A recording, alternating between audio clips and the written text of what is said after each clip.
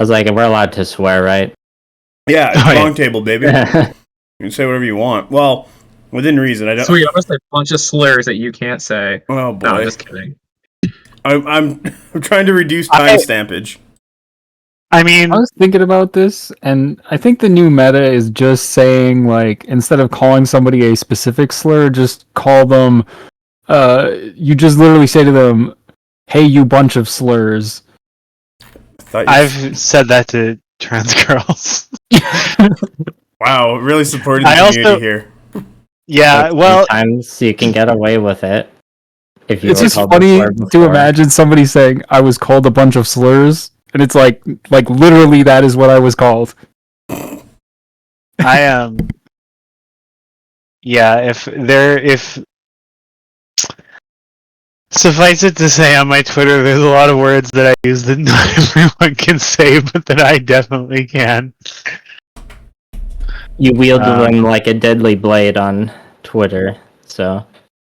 Oh, I did not realize that unplugging my mic and then replugging it back in would unmute it. Sorry, everyone, for hearing me move around. You can't just jack out and then jack back into a call like that willy-nilly. Well, I learned that from The Matrix. Yeah. Also, there's now Don't jack me off like that. There it is. I'm glad someone made that joke. I was just hoping I wasn't gonna do it, but you know.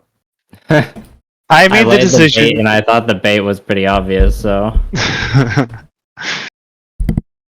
I guess I'm gonna probably be the adult. No, more of one of the bad ones, like I usually am on this than I normally would be in a. I guess how sad do we want this to be? What do you mean? We can make this real sad. I was thinking about that too, and I think probably like. A little bit, like the black humor angle, because I think it's unavoidable if you're talking about this sort of thing. But on the other hand, I don't just want it to be like an airing of grievances either. Yeah, I have a lot more positive things to say than negative things. So okay, yeah. So what is the topic? Like what? Like I feel like I'm out of the loop here. Like there's something that I don't know. We're just like we're gonna do this, and then we just didn't really. I mean, the title of the episode can just be like Conquest or being a Conquest tabletop gamer, but even though it's like, yeah, it's more queer, but gamer just makes like a better punny title. This might even. I'm starting to wonder if this might be better served trying to figure out like what the plan is this time around, and then reconvening to actually record it. Nope. I'm confident to get something episode worthy tonight. Because yeah, I was just like I want to do this, and I didn't really give it much thought, except for I was like, oh, I'll revisit this when I have more time, and then God just laughed. I mean, you laughed. The safer work title could just be like being a queer Conquest wargamer or something like basic like that. I don't know what your like hour-long goals are here. I don't like keep up to date with your podcast. I'm sorry, but I know that I listen to your stuff. Fluctuate. I watch some of your older stuff. Okay, too. I don't listen to anybody's stuff, so. Well, I do know Massive respects us enough. I don't know if he's gonna make us into maids like he did Carl, but you know. We don't need like maid conquest to be a reoccurring thing. I feel. Yeah, that's a Carl special. I can get that happening easy enough. But yeah, I mean, like we can talk about our. I mean, we all come at this from a different, like, you know, experience, right? Like I'm, you know, a little gay boy from the Midwest of America, right? Like, and you know, I've got, you know, my experience here is going to be very different from other people's. I mean, we'll have similarities, right? But we all come from a, you know, different ways, right? Yeah. No, I agree. What is, I don't know, like, No, I can't say that. That's a weird one. I can So how'd you get eating in? strawberries right now. I keep looking at the picture. Picture of me eating strawberries. Wait, are we recording already? We are. Oh fuck! I thought we were still. Well, this is even worse. This is Laina just was like, "Oh hey." Well, this is just a pre-ramble, figuring it out. I feel like a lot of queer people go through this phase. What, just rambling and figuring it out? Rambling to figure it out. I mean, See, I had it figured out almost immediately, and then I spent 30 years convincing myself that I was wrong. Wow. And then it turns out I was wrong about that.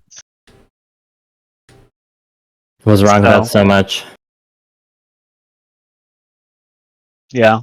But I mean, so not to dive into something when we have really no plan, but that's one thing that I've sort of been thinking about just in general lately is like, and I think it kind of probably manifests itself for people in the gaming community a lot more than you would expect, but like when I was in heavy denial about who I was, I would always kind of think about how I was like, well, I get along better with gay people, and like they seem to just like resonate with me a lot more in their interests and stuff, but like I'm just a straight guy. I have no place. And then it turns out no. Gay woman, so actually makes perfect sense in that context. That would come away from that. But yeah, I don't know. It's this is going to be the worst slop episode ever made, Mass, because you're trying to trying to get 3 gay people to lead. Is that what you're telling me? No. Yeah, well, so it's not gonna be slop. It's gonna I'm be. not a top. You know. I know. This is why I'm it's not gonna doing be from the heart. This is coming from the heart. Oh. I can't. Did we introduce ourselves yet? I don't remember. We haven't. No. So with me today is my wonderful co-host Cassandra. Hi. So I figured. No, do the introductions and then I'll make my stupid little joke. Oh, I want to hear the joke now. Well, then I guess you have to tell us who you are first. Shit. Discord and call noise. We're both interrupting Mass. I guess Mass can just go.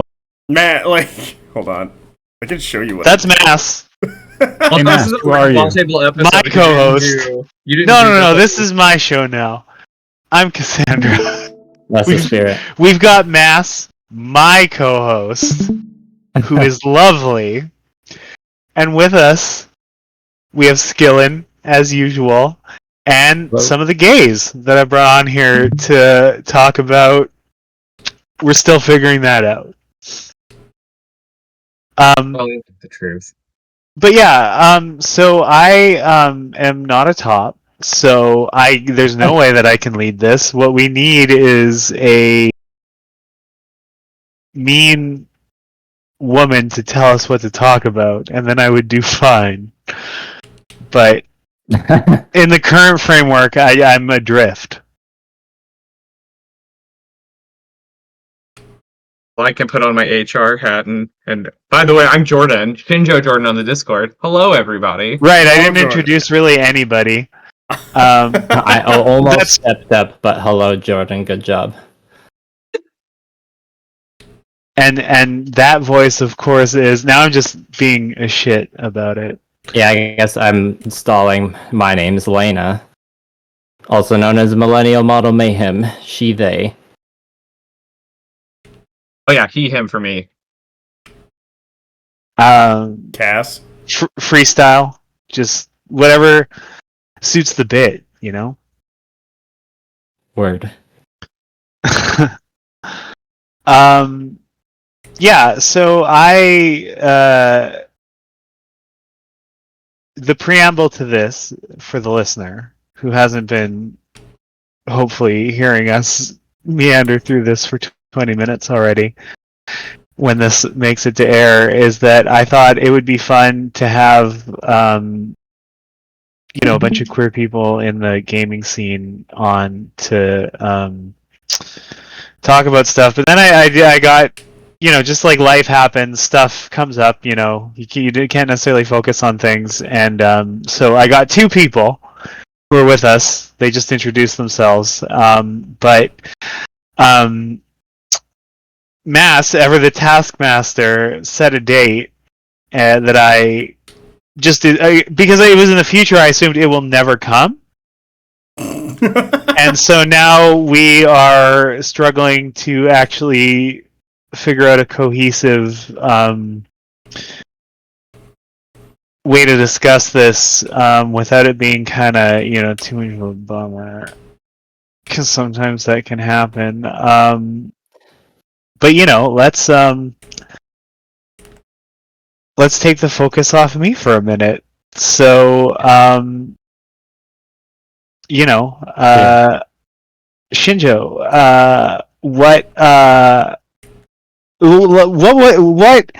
was your kind of overall arc as like being a queer person and like in the gaming community, and like how did those things sort of dovetail or run afoul of each other, or like how did that all go for you? Yeah, so buckle up, everybody. I was a queer kid from the Midwest that was raised in a Catholic family and was secretly in the closet. So, whole lot of stuff there. I started going to the game store around 12, 13 years old. I wasn't really the most, athletic person. I was a quiet nerd. I really liked my stuff, and so my sister was really into cheerleading and playing softball. My stepfather, who by the way is a wonderful man, he tried getting me into baseball. I played 1 year, was not great. Well, I did not have a great time. But so they tried finding something for me to do, and this is gonna sound really dumb. I watched the old Dungeons and Dragons movie, like the old one from the early. Like the Wayans brother one? Yes, my absolute favorite bad movie. Right, I love that That's an movie. amazing movie. I'm not gonna lie, I love that. That movie sucks. It does, and so I went onto the World Wide Web, using because that's what it was back in the day, right? To find where can I see this D&D stuff? And so I found a store called the Game Preserve in Greenwood, Indiana. And so I went there, and that's where I found Warhammer minis. And so that's kind of where it all started. Warhammer Fantasy. I saw elves, and I was like, oh my god, these are so cool. Fast forward, I would be at the game store doing little paint days and things like that. My parents would just drop me off, which, probably annoyed the people that were around me. But the people that worked at the game store were very kind to me and welcoming. Taught me how to paint miniatures. During that time, I was obviously still closeted. I was kind of coming to terms with what the hell I was, because I had feelings for people that, I wasn't supposed to. To bring this back to the gaming sphere, a lot of times people would, talk about the games they like, and 40K inevitably got brought up, and this is a core memory unlocked. I was like, oh, if I ever did 40K, I think I want to do the Eldar. And then someone referred to the Eldar as those F-word elves. I didn't say anything else after that, right? You get really quiet. During that time, I discovered a game called War Gods of Egyptus, which was another rank and flank game, which was set around ancient Egypt, but imagine the Egyptian gods had children and they were animal-headed people. The war game, and found out that the guy who made that game used to sculpt for GW and also lived in Indiana, in the Indianapolis area, and there was actually a really big group. So these people took care of me, made me feel welcomed, and were actually some of the first people I ever came out to. These 35, 40-year-old adults, because I'm 15 or 16 15 at this point. I met them when I was 14, but 15, I came out to them and did the whole I think I'm bi. No, but we all do that little toe out of the water there. And so yeah, these people kind of understood where I came from. Childhood was not always great. Mom was sick for a while, had some mental illness issues, and was not always the kindest person to the people around her. And I stayed at friends' houses a lot, and so not those friends, but friends that were my age. And so yeah. Eventually, I came out to all of those people, and really got into the gaming sphere. I didn't really stick around to Warhammer. just because of those experiences when I was, young and still in the closet. Like that's, you think about those things, right? You're like, and so as I got older, I, started looking into other games. I kind of fell out of the hobby for a hot minute when I was kind of like moving around a bunch. I really started picking it back up once the pandy happened, which, my mother passed away right before the pandemic started. Also, not to make it sad, I'm out to my family. They got the fuck over it. My stepdad was always the most supportive person. My dad and my mom, like, well, my mom was never her issue, and then my dad got over it. That's really glazing over a whole lot of stuff there, but not to make it too sad. But yeah, things are a lot better now. And so yeah, I kind of like was looking into other things. And then Gen Con 2023, or Adepticon, I mean. Adepticon 20, or no, it was Adepticon 2023. I demoed Conquest. Because that was also my first Adepticon. I was like, oh, what the hell is this? Because I saw an Ironclad Drake, and I'm like, that's the one with the cannons on the sides, right? Is that the right Drake? Hellbringer Drake, but yeah. Also, my condolences on your mother. Yeah, it wasn't COVID. It was complications with medication. She'd been sick for a long time. So like, it was very sad and very, very sudden. But also no longer in pain. So that was like a whole lot to, deal with there. But I will say Animal Crossing coming out at that time and being around, like being able to still kind of be with friends while doing that during the, arguably the worst time in our history of this planet. Yeah, the panini was pretty bad. So I demoed Conquest there though, and thought, wow, this game's like a lot of fun and kind of brought me back to like those rank and flint games that I played when I was younger. It wasn't Games Workshop, and this is obviously before Old World was trying to be brought back and stuff. Which I'm not gonna get into that, but not super loving paying premium prices for minis that were not even new when I was, again, 14 years old. I easily derail this episode. I know. I am gonna make one joke about that no matter what. Like I will ruin everything to make my one little stupid joke about that, but we'll get back to it. No worries. I'm thinking about it. So I played Conquest though, and I was like, holy shit, this game's like a lot of fun. Like it's really snappy. Obviously I played the booth demo, right, where it's like, oh, we go through like two pseudo turns, right? It's like baby's first Conquest. Yeah, and to be honest with you, I liked it because it was I don't need a giant thing. I've played war games before. I just need to know, do I like, the actual gameplay loop? Do I enjoy that? Okay, yes or no. And then if I do, I'll get more into it. It's like, look, I gotta go get in line for the overpriced con chicken tendies. That's gonna take an hour, so give me the elevator pitch of this game. Girl, ain't that the fucking truth? Especially working a booth, right? And you're like, I gotta get back to the booth, and I gotta find food. That's how I felt with GamesCon. Trying to find food between rounds. Yeah, we were kind of fucked and couldn't do anything about it, but... You did good. It's fine, we did it. You did good. Y'all survived, though. I did watch your episode of the battle report of the GameCon one. Oh, thank you. I think I use a photo of you in there. I think so. Yeah. Sorry, Jordan. Please continue. No, you're good. I'm just about wrapped up. Sorry, I was a little long-winded. Take your time. It's a podcast. Thanks for sharing. Yeah. It all kind of worked out. I got really into Conquest. A couple of my locals, I was able to trick into it. Because it's always hard where it's like, oh, like this game you've never like gotten into that isn't Games Workshop. And then working part-time at the game store that I did, there were some people that were like, wait, is that Conquest stuff? I bought some of that stuff, and I'm like, come play with us. And then they did. What kind of Warhammer is that? I work at a game store, so I hear that a lot. Yeah. Well, yeah, I mean, just have an Apex Predator out by the table, even if you're not playing Wadrian, and people will come by. It is what it is. I'm not gonna lie. I forget exactly what Lord Daddy Kang's store's name is. I think Steve is from Golden Rhino. I forget which one exactly is Kang, but he literally grew that entire community just by buying more and more Apexes and playing just straight Apexes. Like, he runs a 4 Apex list during casual game day, and people show up to play the game because of that.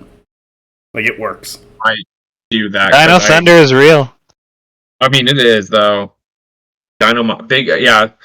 Like dino mommies. We love them. Yeah, like where I live, it's famous for having a lot of dinosaur fossils and like a big ass museum. So like, it's like extra concentrated woodrune here. I love it. Yeah, they're at my locals. Like a lot of them have apexes, but like they've all been like wing lording with like double quaddling it lately. Well, I'm about to be, the fucking Lorax here with my Weaver quartz. So excited. The Lorax? Yeah, because I speak for the trees. So is that like your color scheme? Oh my god! Idea? No. Oh my god! What are you talking about? You got like the Neon Genesis Nordvangelion. Oh, don't make me make more thumbnails about that. I cut up a hog to crucify it. It was a pain in the ass. You crucified your hog. There's a bottom surgery joke I want to make so desperately right now. Oh my god! Do that. It's the queer episode. Just do it. I don't take anything from this. It's the one who's gonna get crucified by the hog. Wow. That's not exactly where I was going, but okay. For the right girl, I'd pay a lot of money for that privilege, but that's a different episode altogether. But anyway, sorry to derail things with my acting out. Sorry, please continue. Oh yeah. Oh well, I'm just about done. Yeah. So I got involved in the Vanguard program. My locals really like First Blood, so I started looking into which. Yes, I know everybody like talk. First Blood can be a lot of fun. fun. Also derail this episode easily. Yeah, it could. So we played both Last Argument and First Blood, and I became a Vanguard. You find out when people realize you show up for things, they ask you to do stuff like paint terrain for Gen Con and stuff like that, which I will be doing because I got to get that Uroni terrain painted in addition to trying to get my stuff painted. But anyways, all that to say, I hate saying doing it for exposure is bad, but at least it's a flex saying like I painted the Gen Con terrain.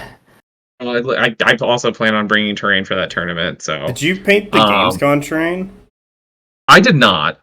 Oh no, that's a question to Leanna. You talking to me? Yeah, I'm talking to you. Talking to me? The 100 Kingdoms set that was printed was painted by Jordan, who was at Gamescom last year. He wasn't there this year. Oh. And I guess a decent amount of the terrain there was painted by me. The janky as fuck stuff made up of like cut up IKEA plants and like Mega Bloks dragons shit with like paint splattered all over it. That's mine. Looks good. It works. Thank you. I try. I know. I appreciate it. Every tournament you've hosted has been good. I've enjoyed all of them.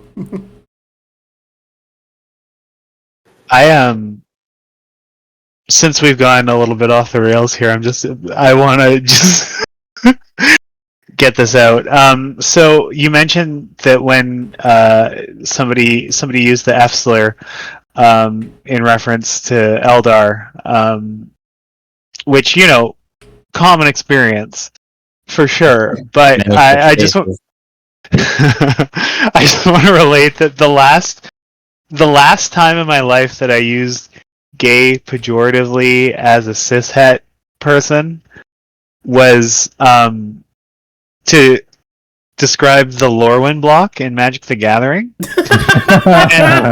And then I felt really guilty about that for about 10 years. More than that. And then I came out, and now I stand by it. Yeah, nothing has changed. Yeah, it turns out I was right on the money. Correct and justified. I have no idea if any of you are still watching my screen, but like, my god, I'm watching. I'm watching, and it's painful. I feel bad for you. It's painful, not like you suck. It's painful. It's a stupid fucking log. I'm like, wasn't this turn-based combat earlier? Yep. Now I'm doing something very relaxing while I host a podcast. Don't lead it, host it. I tried Dark Souls for like 40 minutes, and I was like, "Give me a turn-based game, please."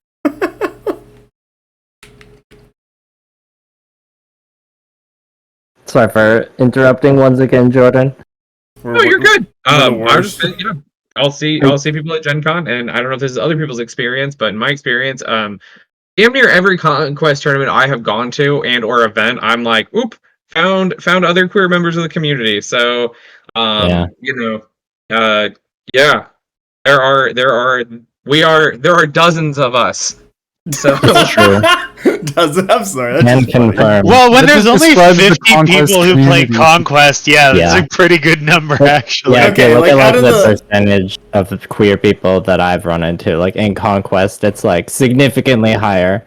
Is it higher than like Warhammer? Yes. That's good. I'm also not really surprised that it's higher. What kind of Warhammer? There's so many different flavors. I mean, like, when I say that there's like 2.5 flavors. Because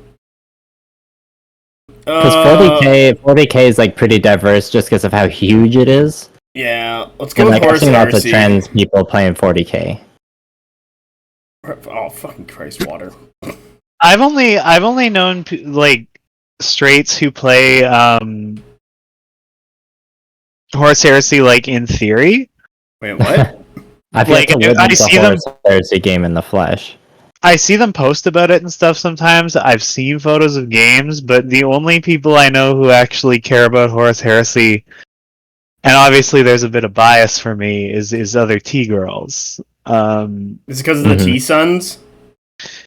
So that factors into my little story when we get to that, but I mean, I don't think so, because there's a pretty even, I wouldn't say there's like, sorry, I say the T-slur so much in my personal life, like constantly, and it's so hard. There's so many points in this conversation where I'm just like that faction, for instance, and like I shouldn't, so I'm trying not to. But like, I don't think that there's a single faction that's favored by transgender women. There's a pretty even spread because they all have a dysfunction that's appealing to us. I mean, you don't have to feel bad about this censorship for me and Jordan. Like, I think it's safe to assume that, like, we know. So you've seen my. I don't like that follows your real Twitter. By the way, follow Cassandra's secret Twitter. That's what we've dubbed it. It's really not. Yeah, I love the mythologizing that comes up when it's just like my personal Twitter that I shit post on.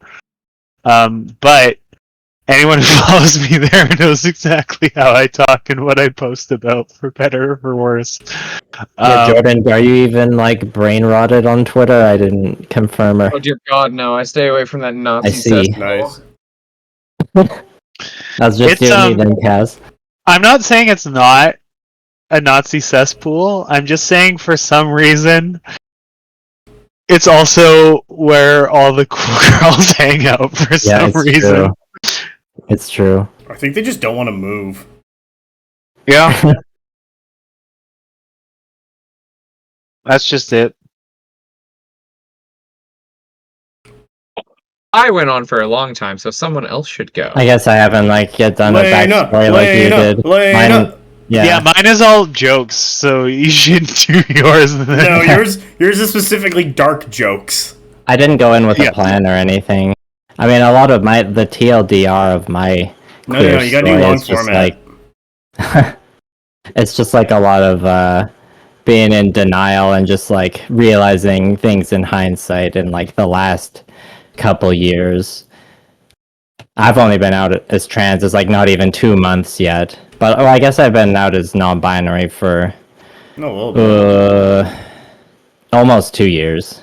And it's only been 2 months as trans feminine non-binary. But I don't know. We were talking about wargaming recently, so that's what's like freshest on the mind. I played. My very first intro was the good old Lord of the Rings strategy battle game, now known as the Middle Earth strategy battle game, which I usually try and call like Mezbug.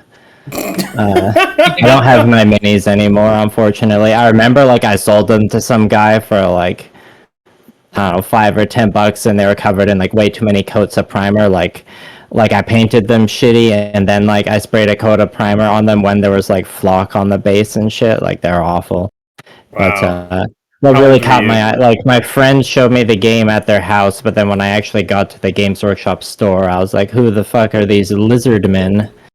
So I eventually like got into the fantasy. That was my main game. I had one good friend that played 40k, so I like collected some 40k, but I never had a full army of Tau just because like, you know, the allowance and the snow shoveling money can only go so far. So like my main two armies were the Lizardmen and Empire for fantasy, but I only ever played casually at home, so I don't really know if I ever like played a game fully to completion, or if I was playing it correctly. And then I got distracted by being a fucking band nerd. But we were talking about RPGs earlier, and I always think of this dumb thing I say where I'm like, back in my day, I got called a slur just for carrying the player's handbook in the school, and now the teens are like, how do I get into D&D? And like, it's fine, and no one bullies them for it. I'm like, that's good for them. I'm happy. I say in my monotone voice. That is an interesting phenomenon, and probably something I'll circle back to just to pad out the time. But I definitely have some thoughts about that as well. But anyway, I'm gonna try not to derail. Look, there's a reason Baldur's Gate 3 is so popular, is all I'm saying. It's because there's a vampire man who's gay. No, it's because there's a giant Futch devil woman. Look, we're all gonna have a different answer, and that's what's so beautiful about it. Like, yeah, what was I saying? Yeah, but I was mostly distracted by being a fucking band nerd in denial. But into my early 20s, I got back into wargaming like I always wanted to. Well, it was like at the beginning of my 20s, it was through Magic the Gathering. I played competitive Magic the Gathering for like a year and burned out immediately, and anyone who's played competitive Magic the Gathering can relate. And then I eventually like sold my standard staples and picked up some War Machine because I'd heard good things about War Machine and Hordes online. And there was a group at the old FLGS that played, and I played War Machine for like when I started playing, it was late Mark II, and I played through all of Mark III up until like the pandemic basically like put the nail in the coffin in my meta. And like I think, did Mass and Skillen, did both of you play a lot of War Machine too, or does anyone else in this call play War Machine back in the mid 2010s? I bought the books and some models. I didn't actually play it, and Mass has heard me go on about this. But the thing that's the funniest to me about War Machine Prime Remix, I think, was the book that I had. You played in Mark 1. Crazy. Yeah. So what I like Mark 1 in high school, but I never like connected with the locals. The age gap is is funny in all of this, but with me versus everybody else. But the thing about like queers playing War Machine is that it was the most like, I don't know what the actual like positions of the designers is, but you open the book and it's like, oh my God. Hey Slur, this game is gonna kick you in the fucking pussy. And it's like, whoa man, whoa. You know, sometimes I forget about it because I just repress the knowledge about the good old page 5, but like, it's a shame I didn't bring it up too, because you're right too. It was play like you got a pair. Yeah, and it was wild. Ironically, look, I haven't even gotten to the... That is a game entirely about like fucking standing around, setting up positioning, and just doing the most like fucking munchkin-y shit imaginable. So complete misnomer on top of it. It's nowhere near. Yeah, well, pick your flaps up, you fucking he-she, because this is big dick wargaming. Oh my God. I just realized this is another topic that could easily derail the whole episode, but I was still fully in the closet throughout my entire duration of playing War Machine. In terms of how it related to like, I mean, I always really enjoyed the setting, enjoyed the models and books a lot, and was kind of in denial about being queer and enjoying playing it competitively, probably. But I did have some fun games at tournaments, don't get me wrong. I think my problem was I didn't like Signar that much, but I tried to make them work for so long. and then I switched to Scorn at the beginning of Mark III, who are like in the shitter, and then they were good eventually. I got to play a bit and had a pretty solid time until the panini happened. Or what did you call it earlier, Jordan? I called it the Pandy, but the Panini is a good one. I like the Panini actually. Pandy's pretty good, but I'm glad you two like Panini. Like, I'm just saying that the Mark III Scorn apology was legendary, and it was deserved. And finally, Scorn got Scorn got the love they deserved. Look, do you want to guess what my last order from the Privateer Press online store was? Was it the Scorn starter box? No, it was one pack of one blister of the Scarabs and like the Shredder plushie. I have a Shredder plushie. It sits on my bookshelf. Hell yeah! I also in a drawer have in a box somewhere in the pile of Gunpla boxes. It's the unveiled Desert Hydra model that I've heard nothing but bad things about. But one day assembling it it's easier to cut off your own hands than assemble that model. Jeez. Yeah, that's.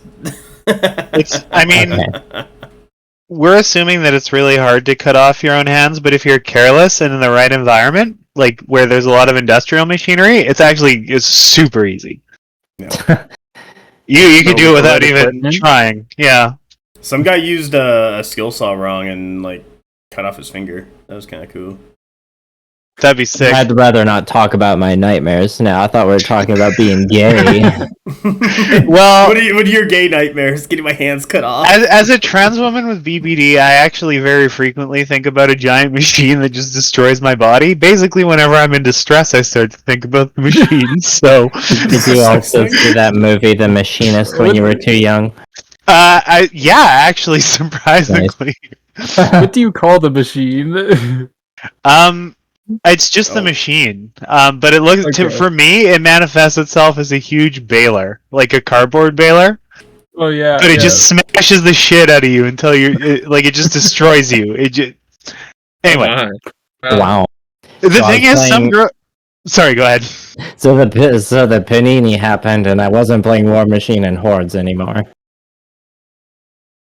That's I didn't get back into wargaming until the Conquest stuff, and I think in the same time as Jordan in 2023, I became a Vanguard. I kind of connected. I ordered some Conquest in 2021. I think I made a YouTube video or a stream or two, and got the old Parabellum affiliate code, and then I was in the UK for a family trip, but I was to my partner. Who's very supportive, and I was like, let's go early and we could go to the UK Games Expo in Nottingham, because I was fucking nerd, gotta go to do the Nottingham pilgrimage, see the lead belt, mate. But then I was I emailed Parabellum, I'm going to this con, are you going to be there? So I met up with them in person there, and just chatted and hung out with the UK folks. That's where I met David Resenbunker Richardson and the one of the hosts, Aaron from Just Roll Ones. Oh yeah, that's right. Chatted with on the BonkTable a couple times now, I think. And they let me borrow some models and play with them casually on the Sunday, which was great. So thanks again to them. And also at some point, Yanni was like, "Hey, so you're from Calgary, right? Do you know about GameCon?" Because that was the first year of GameCon. And I was like, "Yeah, I was planning on going," because I think I had applied for a media pass. It's the first year of a con, so it's really easy to get a free media pass. I don't remember how many subscribers I had, but and I was like, "Yeah, I'm going to GameCon." They're like, "Oh, do you know this local store called the Century Box?" I'm like, "Yeah, I used to work there. I know those people." And they're like, "Oh," and so I guess I kind of just fell into their lap. And so they just fast tracked me into the Vanguard program, so that 2 weeks after UK Games Expo, I could be at GameCon Canada, because they needed some more people there, because there's one other Vanguard in Calgary at the time who was only available one of the days because of previous commitments, and then they were flying in Cody from Nova Scotia. Also, shout out to Cody Zwicker, legendary Vanguard since 2019. What's up, big dog? So yeah, that was the first year at GameCon. It was pretty cool. I only had one unit of painted Brute Drones and one unit of painted Steel Legion. There's a lot of missing cards. But once that was over, I just rolled right into doing the vanguarding at the local game store. The old Sentry Box. Probably you've heard of it, if you're Canadian. You're been there, done that. Yeah. I mean, I'm going to have a comment about that, but yeah. Oh, cool. Fast forward to now, or I started working there again last year. I worked there in the mid-2010s when I was playing War Machine, ironically enough, I just came back as a non-binary. Came back way gayer. As one does. At the right time and was able to eventually get stable employment there while also vanguarding, and that's helped me. I was able to run some tournaments before I was an employee there again, but when you are this game store's events coordinator, turns out it's really easy to organize tournaments at the store you work at. Organizing tournaments at other places that you have less control, and on the other hand, that could derail the episode. That's a bit more of an ordeal.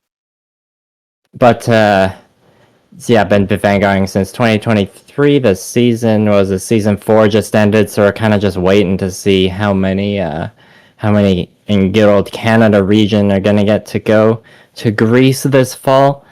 Just kind of chilling and decompressing after GameCon this year, where we had the Canadian Championship.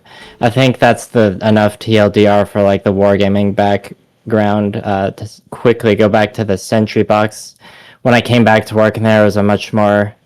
it was a pretty decent queer-friendly space before, in terms of, it was, you didn't really get bullied there, unless, maybe if you were playing in Friday Night Magic and it was really busy and you got paired with, a bad person. Mm-hmm. But when I came back, there's a queer sticker right on the door, and any day of the week...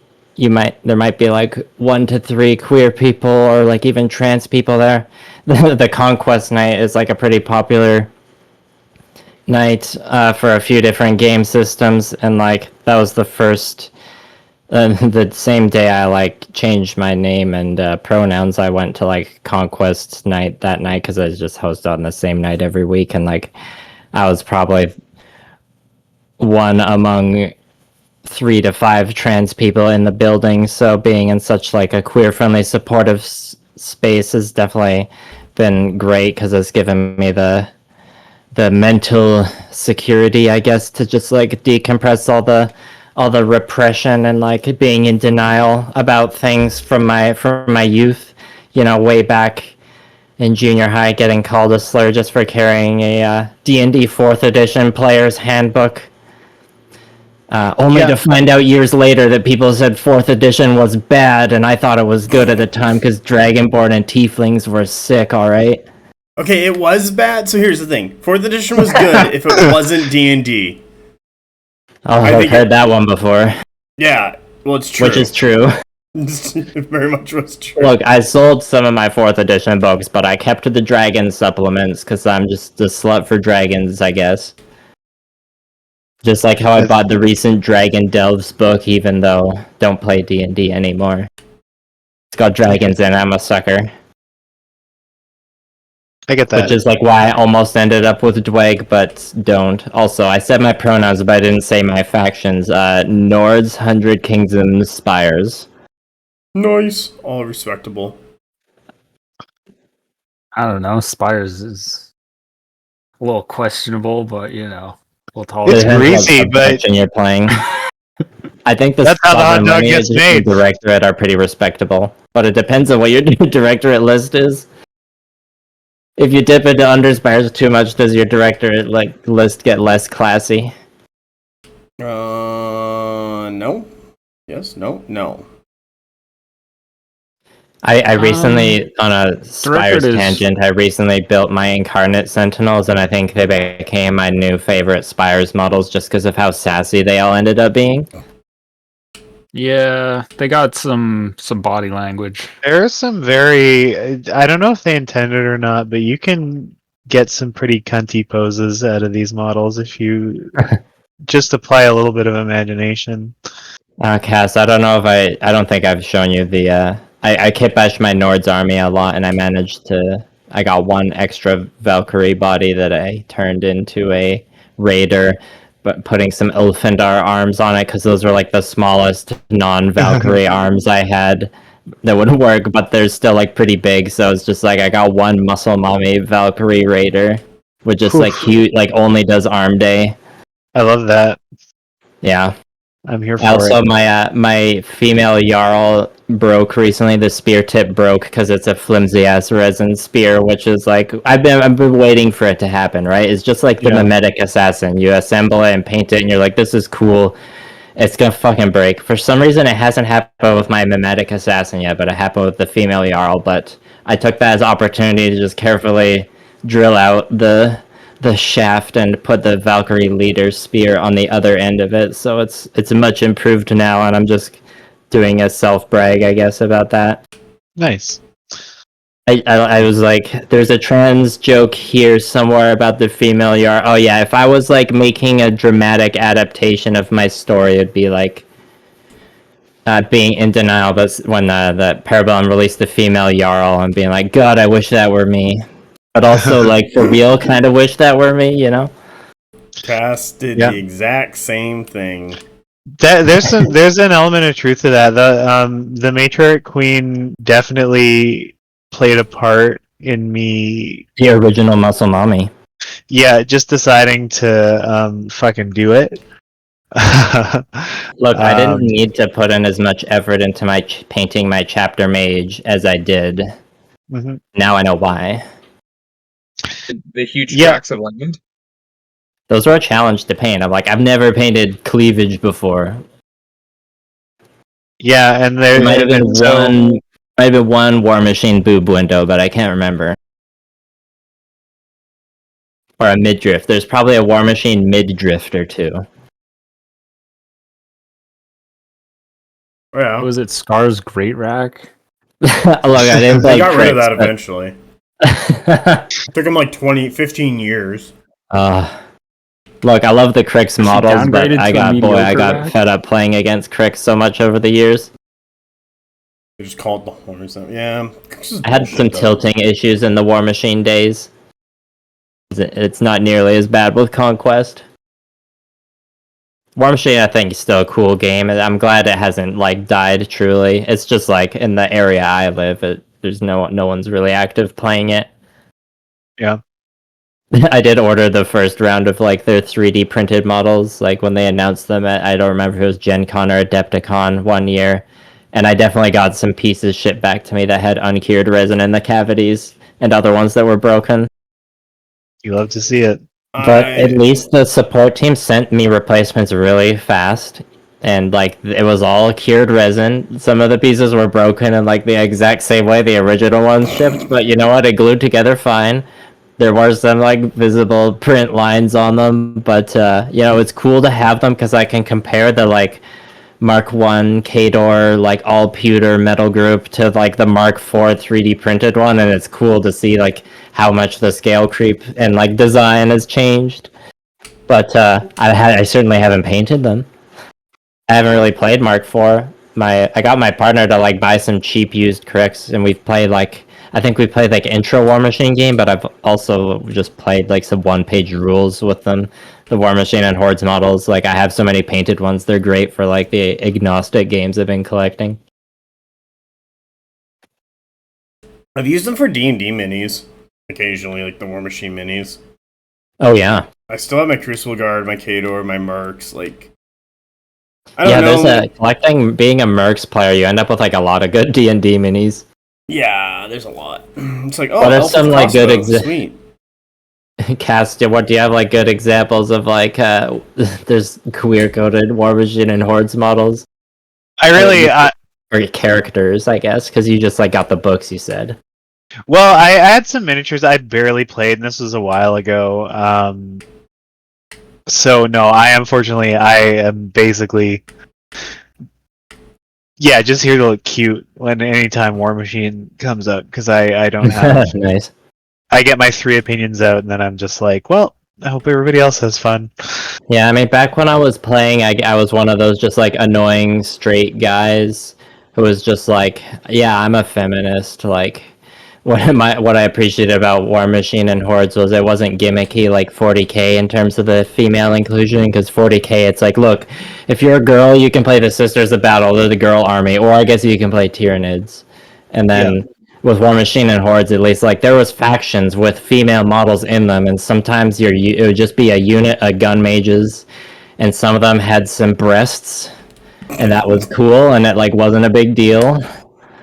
And it was just like an intermingled army, and I always thought that was cool gender-wise with War Machine, but like the game community itself was mostly competitive-brained, and like it wasn't a conversation I had on the weekly game night of like, isn't it cool how like 30% of my gun mage unit of 6 models are like females?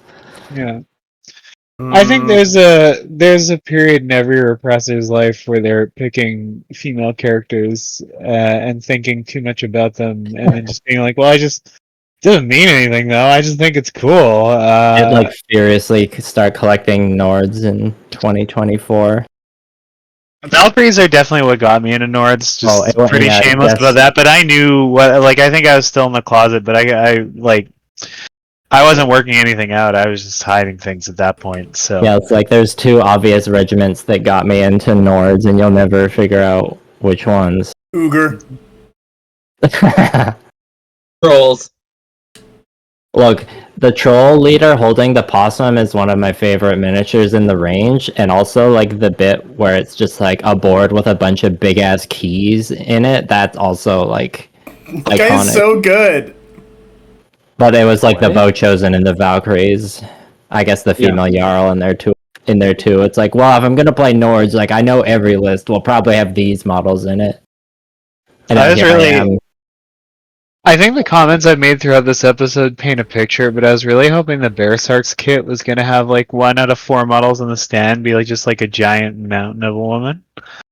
That would have been amazing, because the Bearsark Ulfhindar kit is like a little repetitive if you build it more than twice. Mm-hmm. Well, if you build it more than once, it's a little repetitive compared to the others, but it is very efficient with the sprue design. I was really hoping that PB was setting a precedent with that Bow Chosen kit in terms of the like split up. Oh yeah, the Bow Chosen kit. If it would be like you only get like a 25% female models, but of those female models, depending on how you build them, there's like a 25% chance on top of that she's left-handed. So you can have a mix of left-handed and right-handed women in the regiment. That's yeah. I mean, I got the old Nord retinue, so there's like the female lady with the horn on there, so that could replace one of my Valkyrie command models. So I hate. Oh, sorry. What was that? I was just gonna complain that the girl savage is not savage. Sorry, blooded. I think she's a Jarl. No, a Skald.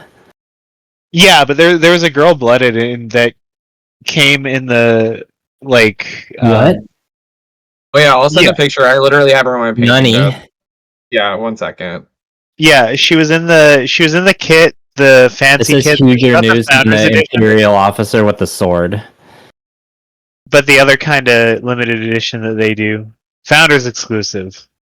There was one that was like going to the raids or whatever, and it was like the retinue models and then the girl savage, and they redid when I was getting into the game, I think that was probably on the eShop. Yeah. Well, it's okay. Yeah, that's a gorgeous model now that I'm looking at the picture. Yeah, it's fantastic.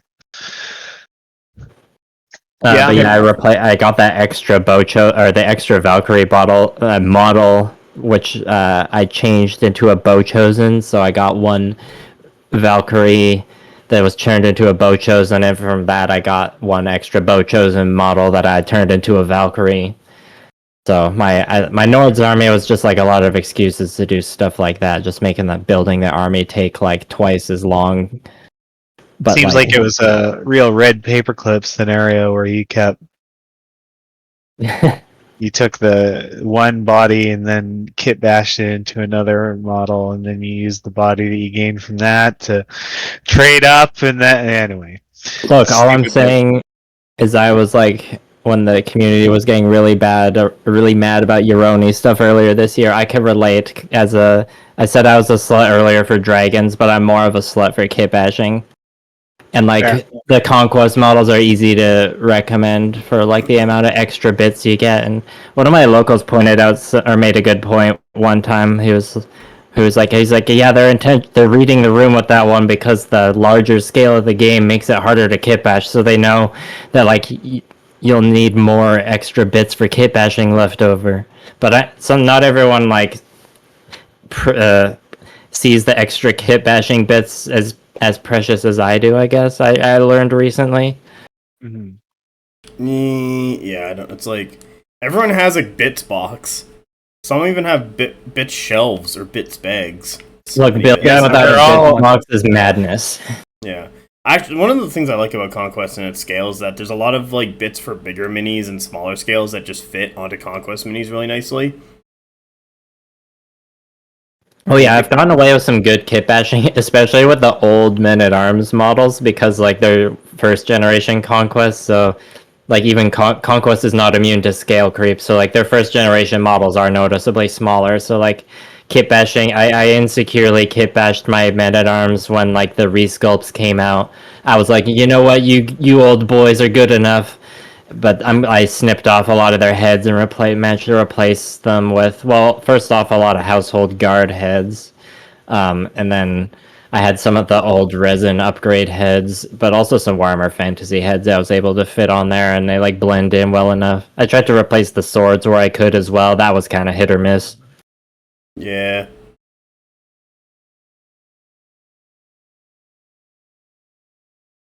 But yeah, that was just like kit bashing tangent. I'm pretty good at tangents.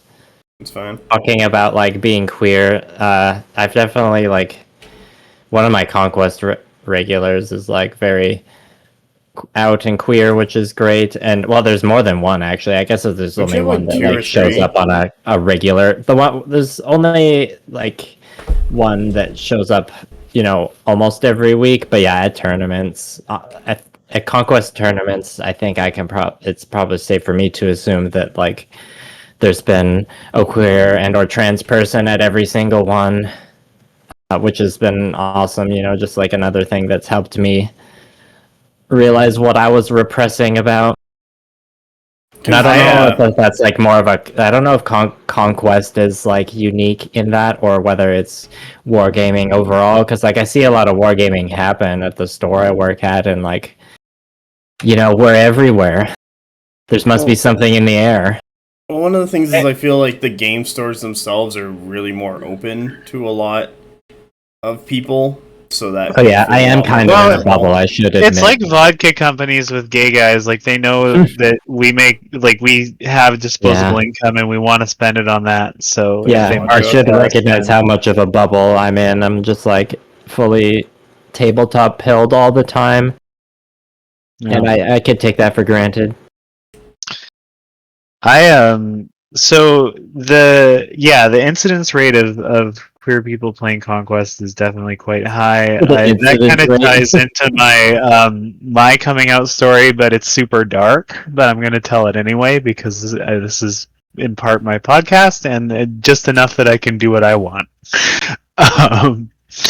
But I will get to that because I think you still had some other stuff. I feel like there was. There's probably lots I'm missing because I am also like not going into this with a plan. But when people like the secret about being woke, as we all know, that like being woke is good actually, and I think like I want to keep doing my part and like making Conquest gayer. Am I right? Like I said. I think like you and I probably talked about this, and like I asked Joey at GameCon, I was like, am I the only or like the first trans Vanguard? And like that's not information she knows, or like I don't know if that's something I can't remember when I applied for the Vanguard thing through the form whether there was like a gender field or not, whether they like have that data or not. But like just in general, like that it's not bad to have more queer representation at like in general, and like I'm very grateful for the fact that like Conquest is like going real strong in that area, and like let's keep it going, like let all those gay spores in. Am I right? Yeah, I mean, I think the Conquest fiction this is maybe a hot take. I've touched on it in previous episodes, I'm sure, but I think that the even though it's made by, as far as I can tell, a bunch of straights, the Conquest lore is really fucking queer coded, because it's all every faction essentially is dealing with trauma. You just reminded me of the thing I forgot to say earlier. Was like I was really drawn to the Spires for like my first few years at Conquest, and always said to people, I was like, yeah, they bring a very non-binary energy, and like I was very just like strictly like in the gender purgatory, non-binary at the time, and I was like, I don't know how much of that was just headcanon. Yeah, definitely I felt the Spires were pretty non-binary coded. To be fair, though, the lore was written by a bunch of Greek guys, so I'll just Look, say. I wasn't gonna make the joke, but I'm so glad you did. Well, they have the Sacred Band. Like, Cass has already mentioned that they're... Yeah, I would not shut up about the Sacred Band. Look, I got some of them in my backlog, and I'm looking forward to it. I'm saving them. I was just hoping that the models would have been gayer. But... oh, yeah, they definitely could have been gayer. They don't know it's how like gay that, they could have been. We need like the fan treatment that one Custodes like profile got, where they made like the Pillarmen from JoJo. You know the ones I'm talking about. Oh, from Tabletop, Texas Speech. There we go. Yeah. Speaking of things that helped me realize I was queer, JoJo's Bizarre Adventure. Pretty sure the Pillarmen made a lot of people queer. It didn't even take the Pillarmen. It was like they show up in part 2. I was hooked by part 1. You already knew Dio Brando was your waifu? Oh, actually, please, it was Speedwagon. Yeah, my bad, it's Speedwagon. I'm like, wait a minute, that's right. In all the JoJo parts, they talk about Best Girl, and it keeps going back to fucking Speedwagon. Look, also, the trans egg moment was part 6, Stone Ocean. Jolene was my favorite. I got, I don't know, like a quarter of the way through Stone Ocean, and I was just like, okay, I gotta stop. I'm not mad, I'm just disappointed. I just wasn't enjoying it. Like, my favorite is... It was a little janky, but, like, I don't know, I can never really... Like, I'm joking, I could never really blame anyone for not enjoying JoJo. It's an acquired taste. It's a turn-based anime, much how I like my video games.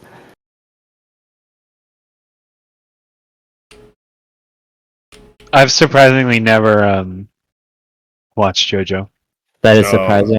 But I guess not a lot. Very surprising. I don't know you. I only really know you through the internet so far. I just don't like anime that much. Understandable. Jordan, I meant to ask earlier, were you the person on like the happy hour multiple times that said they were going to cosplay Weaver Courts?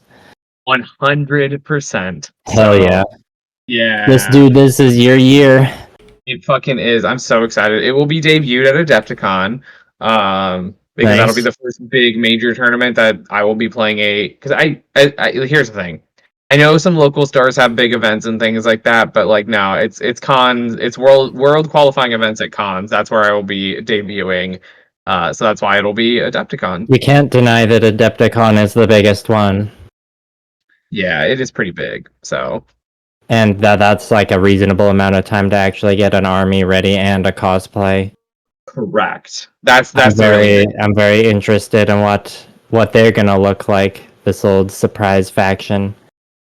Yeah, I am very, very excited for this. Yeah, I don't know what court I'm gonna do, so I'm leaning towards autumn, but I think if you're committing to cosplaying them already, it's safe to assume you'll probably just collect the whole range.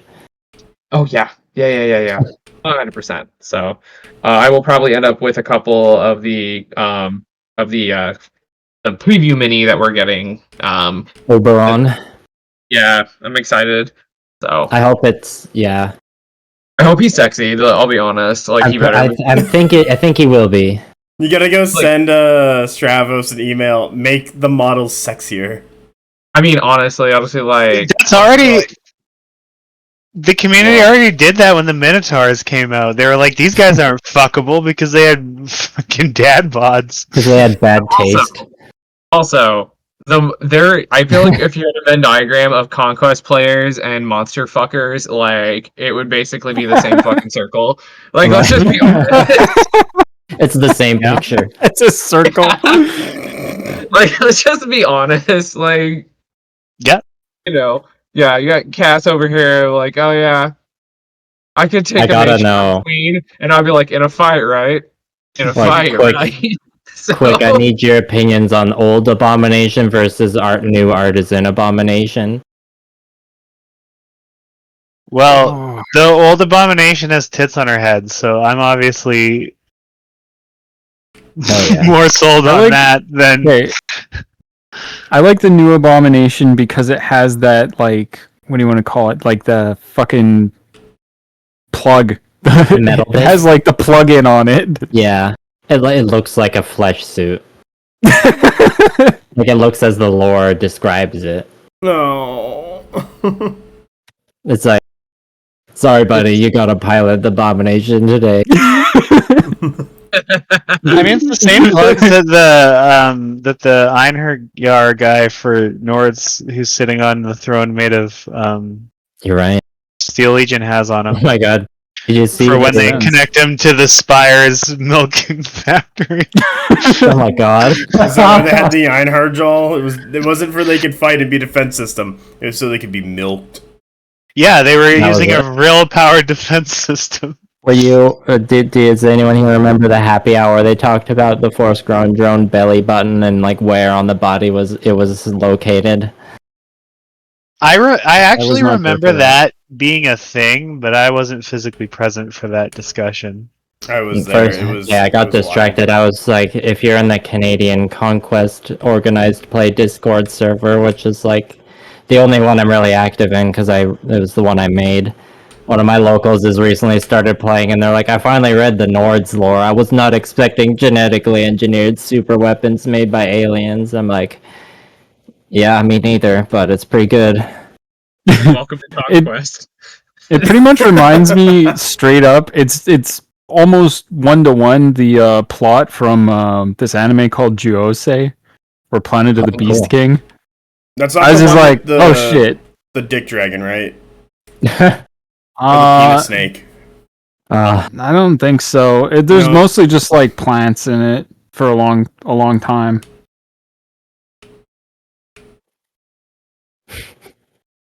Penis. You said penis snake, and it made me think of the titty snake that Slaanesh has in Warhammer, which I was thinking about earlier because that's the next Total War Warhammer DLC. I never thought I'd see the day where we'd get like the Total War titty snake adaptation. Well, you got to get it somewhere.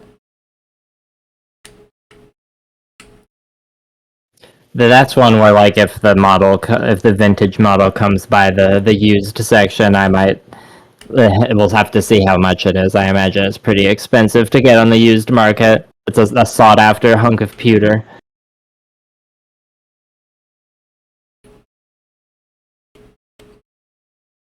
But I think I finished talking about any of the main Conquest things. To bring up the last things, there was like non-binary spires, and I needed to confirm whether Jordan was the Weaver's cosplay person. You've been outed, Jordan. You're out of the White Weaver's closet. I know. I'm going to be insufferable. I'm looking forward to seeing it. Yeah, well, no, I'm just gonna be the guy that's like, oh, why are these rules so bad? I'm just gonna go and do a bunch of hot takes in the Weaver Courts chat and make Carl rage a bunch. Hell yeah! So it's your moment. Hell yeah! Yeah, I'm just gonna make all the fucking hot takes. It's gonna be great. Is Parabaum gonna like snail mail you a package with like some dirt in it and like the very first models before anyone else? God, I wish that'd be so good. No, sadly, I don't think so. If I mean, when you're at Gen Con, you'll definitely be able to get some and be the first anyways. Well, so yeah, because the Artisan series, like the preview model, I think is going to be at Gen Con, so I'll definitely pick up one or more than likely two of them there, and then go from there. Because also I'm like, I need this so I can start planning a costume. So because as much as the concept art from like the book is really cool or whatever, I need to see actual like weavers that aren't just our two like preview models from the OP kits. So look, as someone who paints armies of miniatures, I look at the amount of work cosplay takes, and I'm like, I can't do it.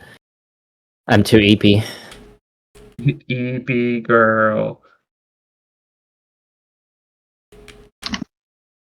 If I ever do Adepticon, which who knows, definitely I'll be dressed like something from...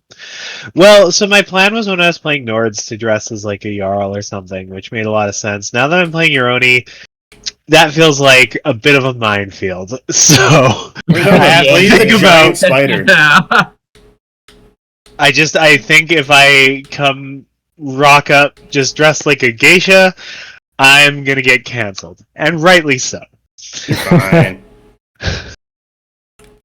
But I mean, yeah, it's like what out of all the factions, that's the one with probably like the most direct tie to like a folk tale or pop culture thing. Yeah, I feel like you're pretty safe though. Generally speaking, Japanese culture is like highly enthusiastic about other people sharing it. I think you're good. I don't want people to think I'm a weeb. I'm not ashamed of being a weeb. I'm a huge weeb. Not afraid to admit it. I mean, I'm happy for everybody else, but that's just that ain't me. Yeah, I mean, if you're wearing like a kimono, though, you'll definitely get called a weeb. I don't know what to tell you. I already called Cass a weeb. It's fine. No, it'll be good. You just wear the giant spider suit on the bottom half of your body and be like, I got that Jorgusi going on right now. Wow. I don't think it's in where well no, I said it all over that Discord. I've been referring to it as the Arachnacy. To everyone's displeasure and disappointment. Please, I'm gonna put this out here right now. Please do not fuck Cass and her arachnocy. No. I don't need you making that decision for me, Mass. I can't help but I've never been to Adepticon, and Mass, you were at the Milwaukee one this year. If you've got a big ass cosplay of any thickness, is it gonna be a pain to walk around in between the tables depending on where you are? Because some of those conventions, I imagine, they're pretty crowded. It does. It's more that it's hot as fuck. Oh shit! But there was also some dude wearing an entire manta on his head. So I guess that exists. Manta? Yeah, a manta from Tau. Tau manta. Yeah. He was wearing the resin on his head. I'm not sure if it was full resin. He had a hat. It was a hard hat with the manta melded to it. Yeah, I don't know how he didn't get neck injury. Hat. Yeah, I don't know if this was potentially not an actual full Forge World model. This may have been 3D printed by other means. No, I'm gonna go with it was the full model. Imagine if you wore the manta hat to the 40k tournament at Adepticon, and then they disqualified you for having a 3D printed hat instead of using real resin. Yeah.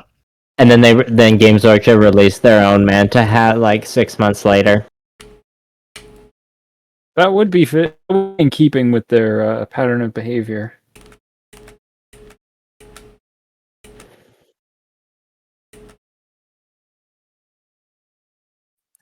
So wearing a cosplay at a tournament convention is a little questionable then, is what I'm getting.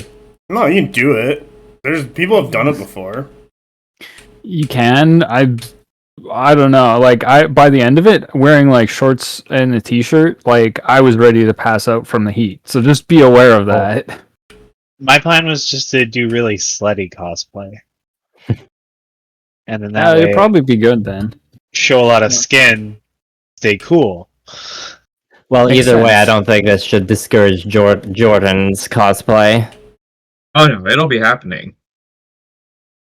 It will be happening. Will I be playing it during the main event? I don't know about that. But it will be there, and I will imagine I'll be around the booth a little bit wearing that costume. And I might have played in the First Blood event wearing the costume too, because I'll obviously be playing Libra Courts at that point. So, yeah. If they even get First Blood rules, They will have. They'll get something. I may not be helping playtest that game. They will have rules. So Wait, you're playtesting First Blood? yeah, that's a new development. But yeah, Oh, that's good. Nice. are you allowed to tell us that? What? Fuck, man. But I'm I don't assuming wanna- that's all you can say. Yeah. Other than Makes sense. So I don't want you to blow up your NDA right on the first. One of my favorite Yeah, on the memes first of all time. podcast. Well, If also, there's anyone, every faction will have rules for First Blood. Like that's the whole point of it, right? So yeah, I've always known that they're like still working on it. It's just like a smaller team, and like there's still stuff coming eventually. Has anyone seen that meme of Dr. Manhattan like doing his first appearance in Watchmen, but they replaced the text? It's like me during a job interview. It's like, can you explain this gap in your resume? No, I signed an NDA. yeah. Also, yeah, that's as someone who does previous life was recruiter. Yeah, sometimes that did happen. So they Confirmed. Meme confirmed. Yeah, although most of the time it was like, it would say worked at this thing NDA. Like it wouldn't put like where, but it would be like, yeah, I did certain things, and would be very vague about it. But usually it was government stuff. Anyways, yeah. So I will be cosplaying during Adepticon though for a whole lot of it. If I did cosplay something for Conquest, it'd probably be 100 Kingdoms, because that's just like Ren Fair cosplay. Just wear the full suit of armor. I do not own a set of plate mail. You could rent it. Look, That'd be there was pretty like the one sword, there was a lot of sword vendors at GameCom, but the most legit looking one I bought a pair of earrings from this year. So that's where, I do have one shitty con sword that I got from like the dungeon at the local game store for cheap, but it's not a blade fitting of a knight, let me assure you. I'd rather wear something more akin to the chapter mage's garb anyhow. Yeah, I was gonna say yes. like this is gonna Big cause booba. a chapter mage. I don't have like the booba on her level, but like I enjoy the fancy clothing. And I've played more wizards and stuff like that in terms of like tabletop RPG stuff. So, Also, shout out to Baldur's Gate 3 for another thing that helped me get out of the old closet. Ow. so Mass, if I rolled up to Adepticon in full plate, and then someone asked me like if I was cosplaying, and I was just like, no. Then security got called on you. I mean, There's like when we went to metal. Just my brain's thinking too fast. When we went to Adepticon last year in Milwaukee, it was Milwaukee. They had a metal was this detector. year. Like, are they gonna make you strip everything to check it? nah, I don't care. I don't care. It's just Skillen in his underwear, just like standing there. Yeah, what's up? Trying to get in here. Like, honestly, I don't care. But yeah, that would just be funny. It's like, oh, what are you cosplaying as? I'm not. This is me. I mean, if we want to like go into the meta conquest world discussion, like if you're going up against desolation drones, is what wearing full plate mail be more of a hindrance? Like all the like acid goo would just like melt the armor, then you'd be stuck in it. I'd still rather have armor on than Yeah, I guess not. Skillen can be the biomancy, and he can get everyone to be one of his desolation drones. He's like, look how gross they are. Look, if my experience playing Steel Legion is that like they just die fast regardless of what hits them, so that's the true 100 Kingdoms experience. It's like you gotta Rune 4. build those units up so they like survive more than one round, buddy. See, your first mistake is just taking Steel Legion. If you don't want Steel Legion to die, simply do not bring Steel Legion. Problem solved. I mean, I played in a tournament last week, 100 Kingdoms, and I confirmed did not bring any Steel Legion, so... Did any die? I like when people run Steel Legion because it's just like it's a regiment that I can just kick the shit out of with basically impunity. Like, that's what my militia bowmen are in the list for. They're much more points effective. Yeah, they're cheap, so it doesn't matter. Cheapest in the game, I think. 80 points. How much are they? Yeah, that's pretty close. God, must be nice. Pay 25 points to make them scoring. It's not bad. Yeah, 100 Kingdoms. I've paid more to not score. We know. 100 Kingdoms, I've enjoyed them a lot, but they don't have as many lady models as the Nords, so... I mean, I got about a dozen minis left to paint to get a fully painted 100 Kingdoms list, and then it's gonna be just like Nords and Spires for the next while, I think. That incidentally, that's one thing that actually drew me to Conquest when I was still repressing like crazy. Was I famously got it confused with Kings of War? Oh. When I was looking into war games that weren't in the GW ecosystem to play. And then when I was looking into inadvertently Conquests, I saw the Raptor Riders, and I read it was the lore blurb for Hard Mommy that really like it was refreshingly like there's like normal like wargamer and nerd sexism that you just the normal garden variety like misogyny, but then there's like the compensating too far in the other direction, like woke sort of like Marvel feminism. Yeah, that probably, I don't know exactly what you mean by that, so if you want to expand on that would be really good for me, but I feel like that would be helpful, but it's like that kind of like smugness. A little bit. It's that overly florid, like empowerment porn. Yeah. That sort of like well-meaning straights tend to produce quite frequently. Fast. Yeah. So this felt like it was a little more like even on the dial, which was a lot more palatable. So that was huge for me in terms of like attracting me to the game. So originally. People might even forget, I started maining Woodrune in this game.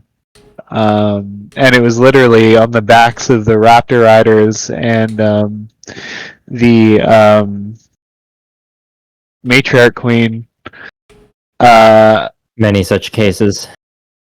I do think it was kind of funny that I was like, right before I came out, there's this period of time where I was in my little Transfigure Print Co. Protect Trans Kids T talking about a couple of straight guys who could not give less of a shit about these ideas that I'm having about how I want to make via implication like the different cavalry, like I wanted to make trans feminine Thunder Riders.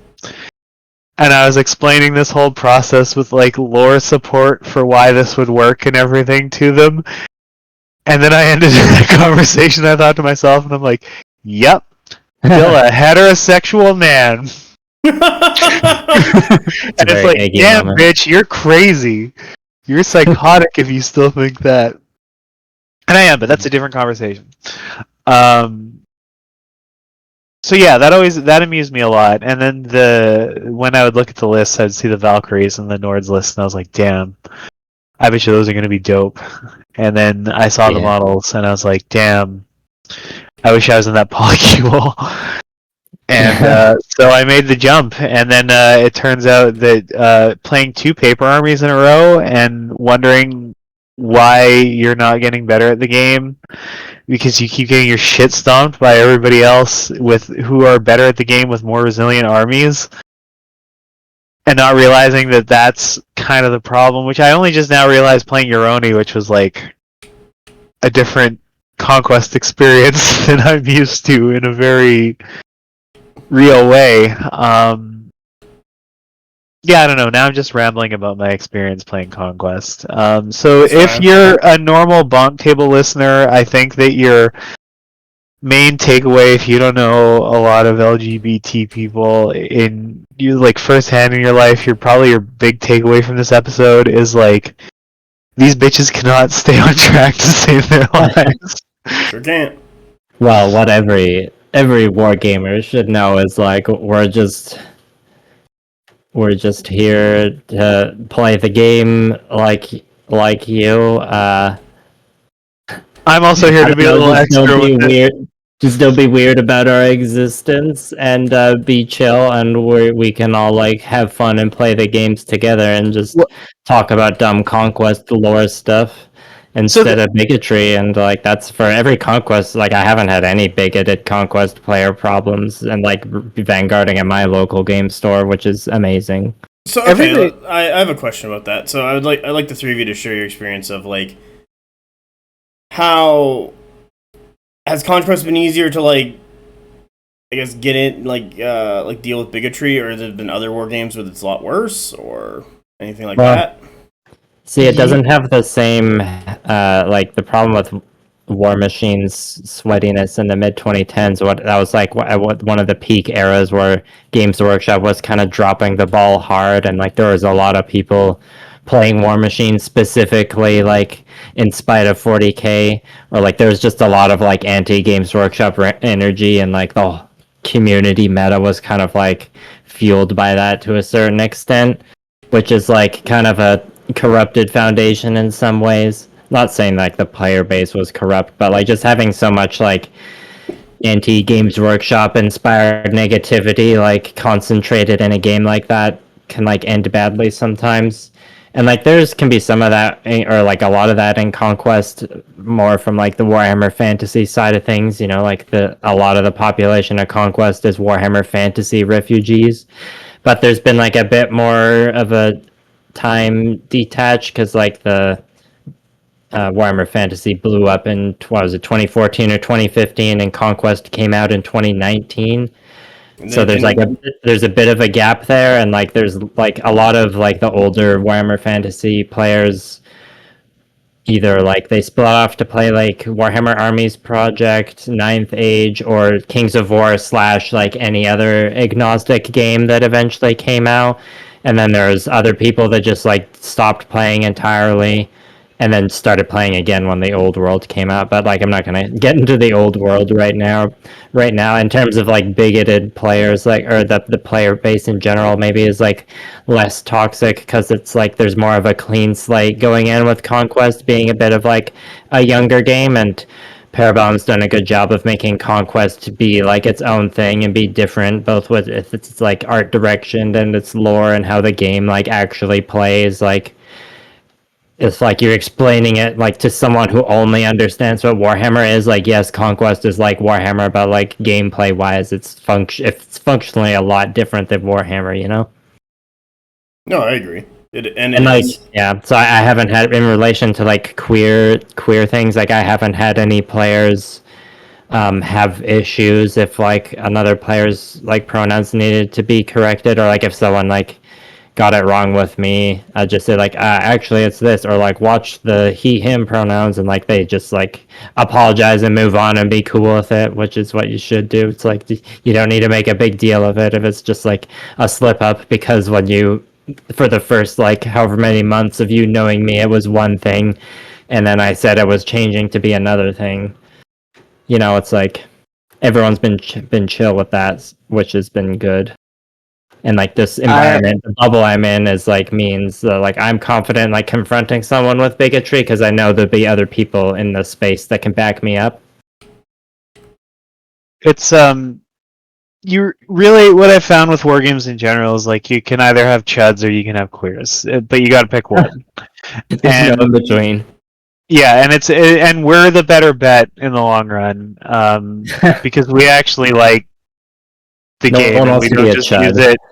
Yeah, we don't just use it as a lens to masturbate to our own ideology. Damn, you're not doing that? No, I have so much other weirder stuff to jack off to. I don't have time. I know. I know. For the most part, like in 40K, like I as a Thousand Suns player, because they had Vesemira doing the fucking femboys in stockings, which is actually like kind of into like. I'm not going to get into my whole story because we probably got to start wrapping this up fairly soon, and who cares about my shit? But I just need a bathroom break, but I can go for a while. The thing that was instrumental for me, or not instrumental, but something that helped me with deciding to commit to who I am, was joining the Thousand Suns Discord, and part of that was, and that's why I wanted to ask if you're, because of the Sentry Box stuff, do you know Liz? Laina? Liz? Yeah. I don't think so. Oh, she was like a former like employee there or something. I don't know if she worked there, or if she just played there a lot. She was a moderator on the Thousand Suns Discord when I first joined, and I made reference to what was one of my favorite small movie details. Just for some reason, as a cishet guy, just for some unknowable reason, I thought it was really cool that the character Lambert in Alien was a trans woman canonically, and it's mentioned in Aliens, yeah. And so I mentioned that, and she DM'd me, and she was like, "Are you trans?" And I was like, "No, just a fan." And we left it at that, and then so it took a while from when I first started getting into war games and stuff. But when I came out, I had to DM her and be like, "So, funny story," and then tell her that I was actually a gay lady. But that wasn't straight up. There was like a YouTube influencer I've been following for a long time, and I've seen them like transition, like trans their gender and stuff, and like I've heard them say a lot that like fans message them all the time, be like, "Oh, you helped me realize I was trans," and like I've been procrastinating sending them that message and just like completing the self-fulfilling prophecy in a very similar story to you. But yeah, so I never had to deal with a lot of chuds directly in 40K, because the space that I mostly interacted with 40K through, which was the Thousand Suns Discord, because of Vesemira doing the femboy Space Marine shit, that sort of created space for a lot of queer people to enjoy 40K without having to deal with all like the Black Templar chuds and all that nonsense. Oh my God. While we're on Space Marine chapters, like I gotta bring up, like, how were you like a little disappointed in the Emperor's Children release this year? Because I was like, just a little bit. It's I have a lot of opinions about that, actually. I don't think I can answer that in a concise way. It's like I'm bringing this up because I figured you'd have an opinion on the Emperor's Children, even though you're a T-Suns player. I like them. Obviously, I don't think it's hard to understand why I would find them appealing, certainly. I think that them being spun off into an army in general is part of, GW having too much money and too many factories to make sensible decisions. Yeah, they never print enough objective cards. Yeah, but not every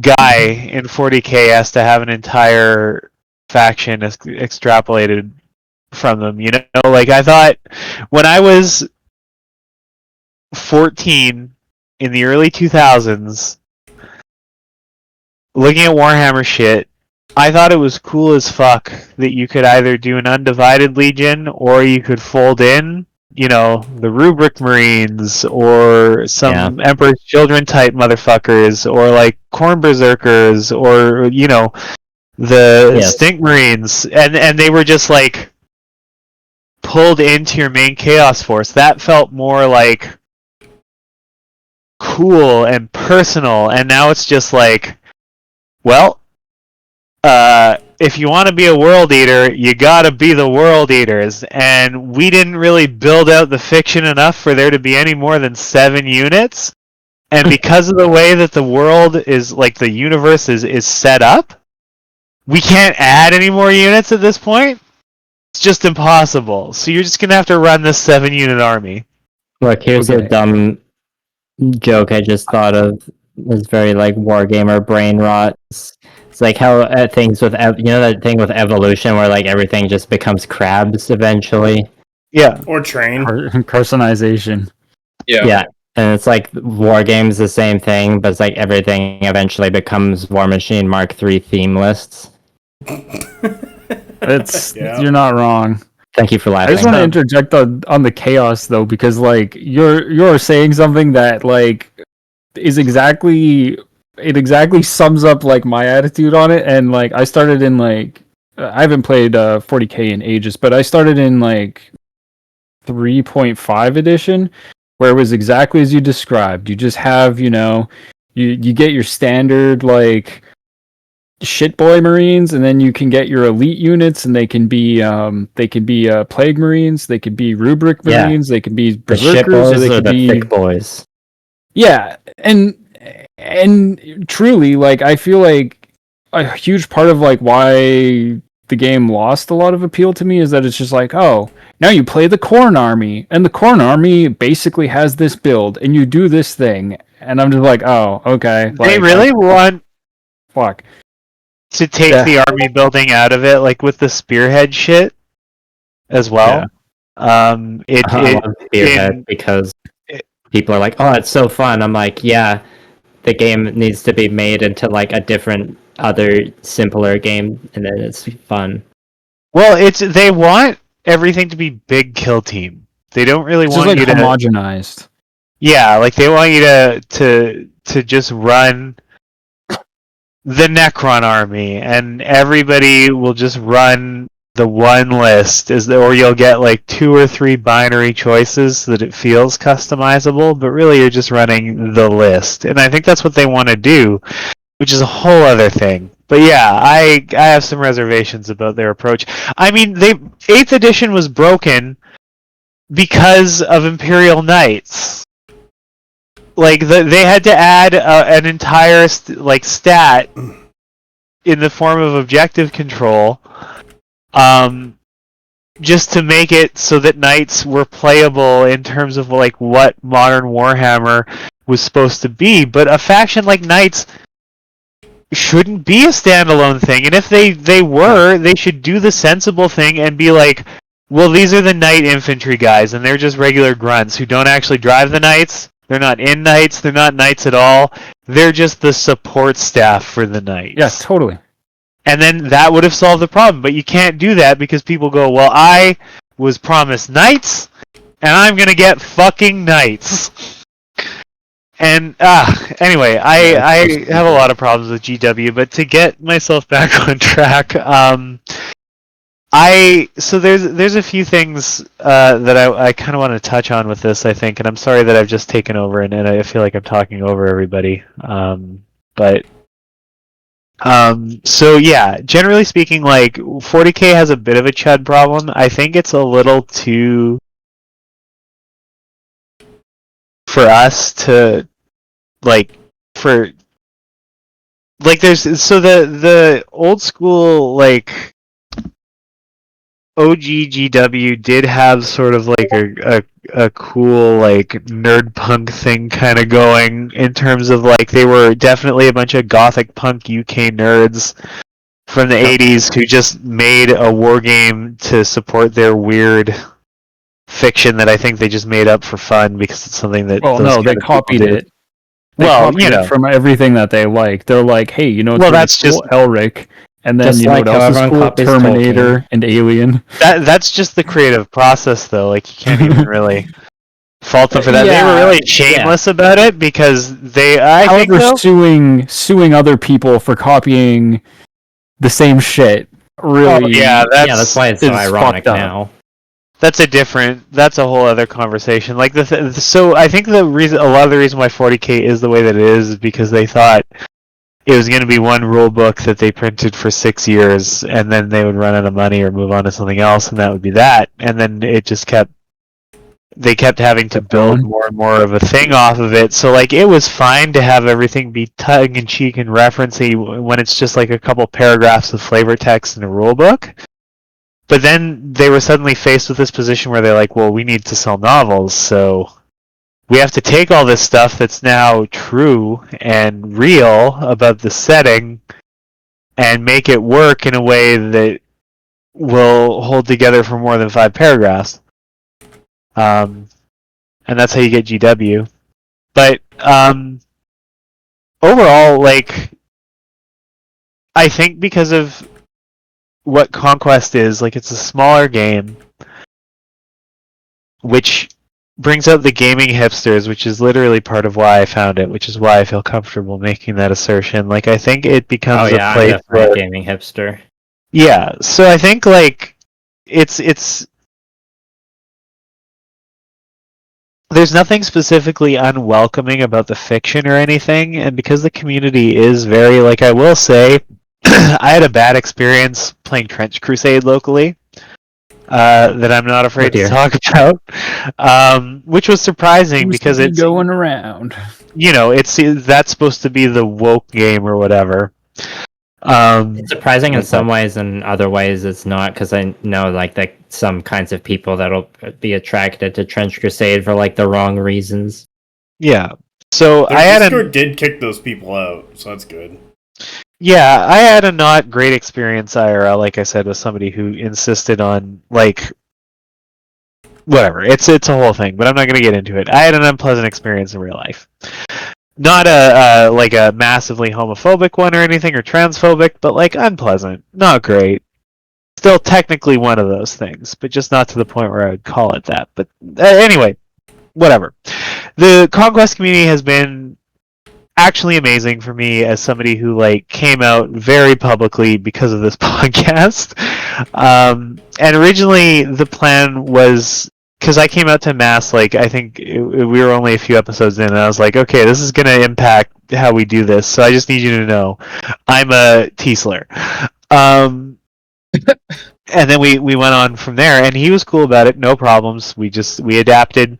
Originally, the plan was for me to voice train a little bit more before I came out, but if that was the plan, I just would never come out because I no longer have any inclination to voice train, and then that's a different conversation that's tangentially related to what we're dealing with here, but nonetheless, it's never going to happen, so I'm just going to sound like Beetlejuice from the movie Beetlejuice pretty much forever, and that's fine.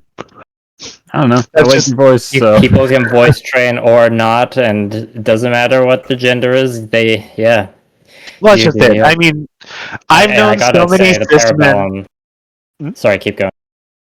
I was going to say, I know so many cis men in my life who don't technically voice train, but also when they hit puberty, they drop their voice an octave to sound more masculine at the time, and then just got used to it. And once you learn how to identify that timbre in a male voice, like, it becomes impossible to not notice. Yeah. That's a little fun one for the heads. I'm also a public figure that's trans to their gender. Everyone's reaction at Parabellum was pretty cool and supportive. They were like, the Vanguard coordinator right away like updated the names, and that was like a nervous email I had to send because that was only like 2 weeks after doing it. I'm like, well, I'm gonna be working with them at GameCon. I gotta get this over with. Yeah. But yeah, Conquest has also been great for me specifically, not just like at the local game store. And I'm not stealth, quote unquote. Like, whether you see me on the street or you hear me on the podcast or you read the words I type, you go, that's a transsexual. And you're right. And I do, try to project that. And so everybody in the community had every opportunity, if that was their inclination, to be shitty to me about it through one of those vectors, and so far nobody in the Conquest community. Well, there's one guy who just sucks, but I'm not going to call him out, even though I could rightly on this podcast. I'll just ask this: Is it just indistinguishable from him just being regular shitty? That actually doesn't narrow it down. So here's the thing: I think there's the one person that everybody's going to be like, it must be him, and without going any deeper into that, that's not who I'm referring to. It's somebody else.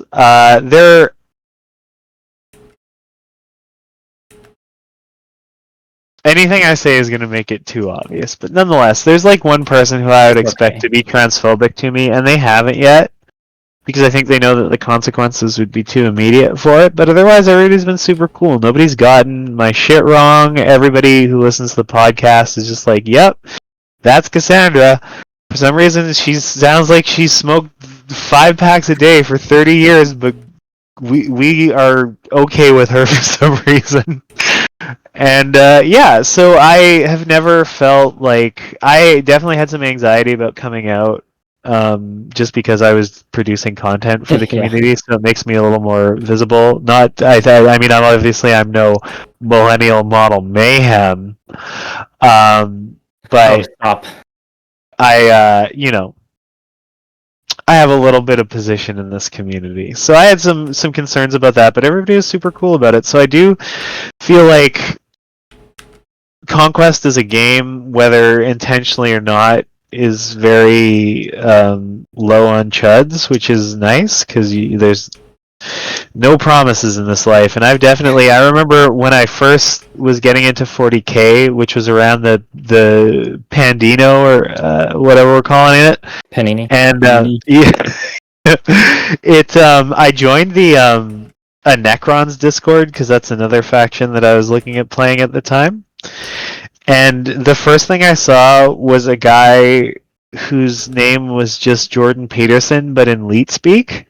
Oh no! Oh wow! And that wasn't what bothered me. What bothered me was that everybody was just okay with it. So I just immediately left the Discord, because like, probably for the best. I'm not fucking with that. So I'm good at recognizing a bad deal for the most part when it comes my way, but the difference in the Conquest community overall is it definitely seems like it is not going to tolerate a lot of that bullshit. There was also there was that guy. I'm just talking hella shit here. There was that guy who had the fucking Nazi PFP in the Conquest. You got on that in like 5 minutes. You're like, Yeah, I did, which is all well and good, but the like a bunch of people jumped in for me, and not even like the usual gang of idiots, like people who I would not have any reason to expect would get mixed up in that sort of thing. So like, that's cool. It's cool to see that, because if there's this fucking meme that I'm sure I've sent in the BonkTable Discord, which if you're listening to this, you should join. If you haven't already, but it's basically it's an apocryphal story about how this guy goes to a shitty dive bar. Another guy in a battle vest with a bunch of patches and buttons and shit comes and sits down beside him and orders a drink, and the bartender tells the second guy to fuck off without entertaining his bullshit or getting him a drink or anything. Just immediately just get the fuck out. And then the guy's like, well, what's the deal? I just wanted to hang out and drink, I'm not here to cause any trouble or whatever. And then the bartender starts going for the bat under the bar, and he's like, no, you got to get the fuck out of here right now. And the second guy does, and then the bartender turns to the first guy, who's just a normal dude having a drink, who's not normally from there, and he's like, well, when you see guys with that Nazi shit on their vest, like, you got to kick him out right away, because that guy seems okay, and he's going to invite a bunch of guys who seem okay, and then they're going to invite their friends, and there's going to be a bunch of guys who are fucked up, and by the time you realize what's going on, you're hanging out, like, you own a Nazi place. And so you got to nip it in the bud, and I feel like that's definitely a thing with it's true. Hobby shit is the chuds. Yes. If it's chud friendly then chuds will show up. Yeah, the only I've had, as far as I can tell, I haven't gotten any these comments from Conquest people, but I don't know for sure. But like with my like Instagram and YouTube audience, it's mostly like Gunpla people, I think. And there's one like mean comment I got on my coming out post like right away that you'd think it was funny. Probably that I think the comment there like. I was hard to remember because I deleted it right away. But they're like, they're not, or like, this isn't gonna make that girl you have a crush on like you. Like, you're still a dude. And I almost replied being like, my brother in Christ, like, I'm in a 5+ year relationship with a woman and drive a Subaru. Like, yeah, so I mean, if the Subaru didn't clinch you as a gay woman. I was like, yeah, the Subaru. well, yeah, I mean, my partner, it's funny, the same week I was like picking my name and like planning to come out and stuff. She like finished paying off her car, which happens to be a Subaru, and then she was like, wow, I'm like literally a Subaru owner and I'm suddenly in a sapphic relationship now. Yeah, life comes at you fast. Yeah, and like the local Gunpla competition last year, I won the small category, and the ribbon I got is like this massive trans color ribbon that I like probably display on the wall, and like there's so many jokes to be made of like all the signs were there. Yeah. So like I brought up the larger Gunpla audience earlier. I don't mean to disparage the Gunpla community. There's like definitely tons of cool queer people into Gunpla, can confirm. Yeah. And like the only real mean bigoted experiences I've gotten have just been through like comment sections, which are ultimately pretty meaningless anyways. I remember right at the beginning of the pandemic when I was getting into gunplay again as a middle-aged adult, because, you know, why not? Many such cases. I was looking at the Gunpla subreddit, and somebody had painted their Gundam Barbatos to look like a German Nazi tank. And, like, that same day, the subreddit was just like, we're finished with this shit now. No more Nazi shit. And I was like, okay, cool. That's great, you know? It's our Gunpla moderate, like, I don't use Reddit because it's too scary. But I know that our Gunpla moderators are like, they're good folks. So it's but I do really feel like you really, in a very tangible way, like a game community really has to choose whether it wants Nazis or gays as the like. I'm intentionally phrasing this in a very loaded way, but you have to choose one of those as the annoying second group in your community. And pro tip, the gay one is the right choice. It really is, like, because we won't turn on you after a while.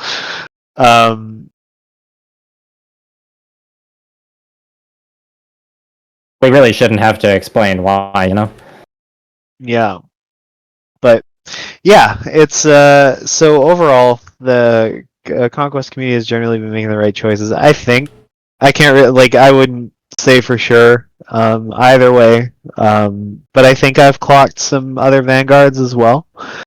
So I don't think it's entirely unheard of. I definitely know, like, just in general, there's quite a few open LGBT players. But other than that one chud that I was made very oblique reference to, people are just okay. Like, at the end of the day, like, I guess I can't really speak for all trans people on this or all queer people or whatever, but like, I think a misconception amongst the chuds that winds up filtering to normal people a lot is that like we want a ton of attention or validation for like our identity or whatever, but like really, I just want you to not give a shit. Your indifference is the best feeling in the world, but you have to get the same amount of stuff right that you would for anybody else. Is the only ask. It seems very reasonable on its face. But so I was gonna say, like, because I have like a very outsider perspective on this, obviously, but like my attitude towards like all of the acronym or like all of the letters is like absolute indifference. Yeah, and I don't mean that in like, but the thing is, it's like, okay, like, cool, right? Like, Jordan and I, like, I don't know, I like Jordan, you know, like, you're cool. You bought me that energy drink at Adepticon. That was a lifesaver, you know, like, that's the shit I think about. like, you know what I mean? Like, that's the shit I think about. I'm not, like, worried about, like, oh, who does Jordan want to sleep with? Like, I just don't give a shit. In the same way that I don't give a shit about, like, you know, 99, like, literally everybody else. You know what I mean? Yeah, in the terms it's of just like not an issue, and I'm just like, cool. Attention. Yeah, it's just like, cool. Are you a dick to me? Like, are you a shitty person to me? I'll probably be a shitty person back to you. If you're chill to me, then we'll probably get along just fine. It's really that simple. Like, I don't know. I don't know. There's no benefit to this other than the $2,500 check that I get just for being a trans woman. From liberals, but that barely covers the drug habit that I have to have as a trans woman. Oh my god! So like that legal weed is pretty expensive. Yeah, and that very illegal cocaine. Yeah, to touch on the whole like if people accuse us as like transing our gender or like being woke or queer for attention, it's like I'm on like soft hiatus with my like doing YouTube videos stuff right now because I got like work to focus on and like other reasons, and it's like I don't really. It's like if I was doing this for attention, like I wouldn't have just done like one single community post and then like going back to being completely radio silent. Like it's like I'm busy, like just being my true self in real life, and I do want to, for the sake of just like more visibility. For the community, I do. I'm not like abandoning content creation entirely. It's like that's what I'm saying. I'm like soft hiatus. Like I'll get back to the streaming eventually. I only just got my computer back from the repair, anyways. But you know, but yeah, I'd never be like making a video, like a YouTube video, talking specifically about like transing my gender and how that relates to either like the Gunplay YouTube stuff I've done or the Conquest stuff I've done. I wouldn't be doing that as like intentionally like putting the spotlight on me, if that makes sense. Ironically, I'm saying this when I was like, well, Mass, you have to let us do a whole special homos episode, or I'm going to actually do it this time. I am fully here for this idea and what are you even gonna do? You're gonna what? Lead the podcast, do all the topics, guide everybody? Yeah. No, I'm gonna jump off a bridge. Oh, okay, that's normal. I think Cass has been doing a great job. I think this is gonna be like when you upload this to YouTube, it's gonna be 1 out of 10. It's gonna be like your best performing one. But I probably shouldn't say that because I know how fucked up YouTube analytics can get. Oh, I find it really funny when I get messages or stuff where it's like, you should do these things and you should hire an editor. I'm like, yeah, that sounds expensive. That's not the BonkTable way. It's, like I'm just like, and I don't know. It's a little bit of like, can I make this worse? The thing is, we could edit stuff a lot tighter and have like production value, but I think that would ultimately be a betrayal of why this works. Editing's pretty annoying and time consuming. However, I do have a question, specifically Jordan. Have you had to deal with any of these issues that we have brought up in the last little bit? I haven't heard from you, so I want to make sure you're actually like still here. Like, do you mean about like specifically chuds? Yeah, chuds. I mean, yeah. Have you eaten the chuds or what? What I have done, I mean, we've had to run people off of the game store I work at. My boss, though, I mean, it's a small game store. It's not like this giant chain, so you only hire your friends, right? We didn't, but especially to Cass's point, and that is a very poignant story, and is one that is very important. You don't let that shit fester. Get the fuck out immediately. Like, you don't let it happen, because they nest. So, while I've only encountered it a few times in my, late 20s going into my 30s, because of the store that I frequent, is pretty good about chasing those type of folks out. I dealt with some people that would say some, pretty uncomfortable things in 2015, 2016 era. So yeah, it usually not so much towards me, but they would use racial slurs, which is not okay, and things like that. When you hang out and you're like the only kind of open person there, people make the gay jokes, but you're the good one. So, I don't mean that about you. Like, well, what the fuck do you mean? So, I mean, it's a thing. It's a thing. And I will say, these kind of episodes are good, and it's important. At least this is how I go get out about it. there. Well, yeah, and that's that. I mean, to be honest with you, that the reason that I am as open as I am, without getting super into it, right? Like, again, closeted kid, raised Catholic, like, self-harm was a thing. I am lucky to be alive. Thank you for therapy. I am okay. There is nothing wrong with me. Again, like, it was all these things, you hear growing up, right? I am as out as I am, and I am as open as I am, for the people that can't be, for the people that didn't make it. So that's why this kind of stuff is really important to me. Because there are still people that are scared, and the world is a scary place, for queer people. Still to this day. In fact, the pendulum swing, I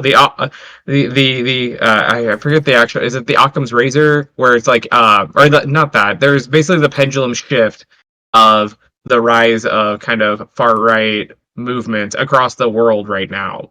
Forget the name of it. There's a term for it though. Overton window. But yes, I was thinking the Overton window on homophobia. Yeah, the Overton window is definitely a thing, but yeah, and so that is why I think things like this are really important. Why I'm so passionate about this kind of things, because like, not everybody is out, or not everybody is safe to come out, or the reality is there are places in the world where if you live your true life, sure, there might quote unquote be legal protections for you, but it's really, really hard to prove that you're being discriminated against. With people, like, in a court of law type situation, right? Like, they'll come up with ways to, deny you housing, deny you promotion, fire you. It's like that stuff happens. So, I think that's why this kind of stuff is really important. And so, I really appreciate this. That's part of why I did want to be out basically as soon as possible when I made the decision to transition, and that's why I had trouble getting on hormones as quickly as I wanted to, because obviously you want to get on them like 2 years before you actually started.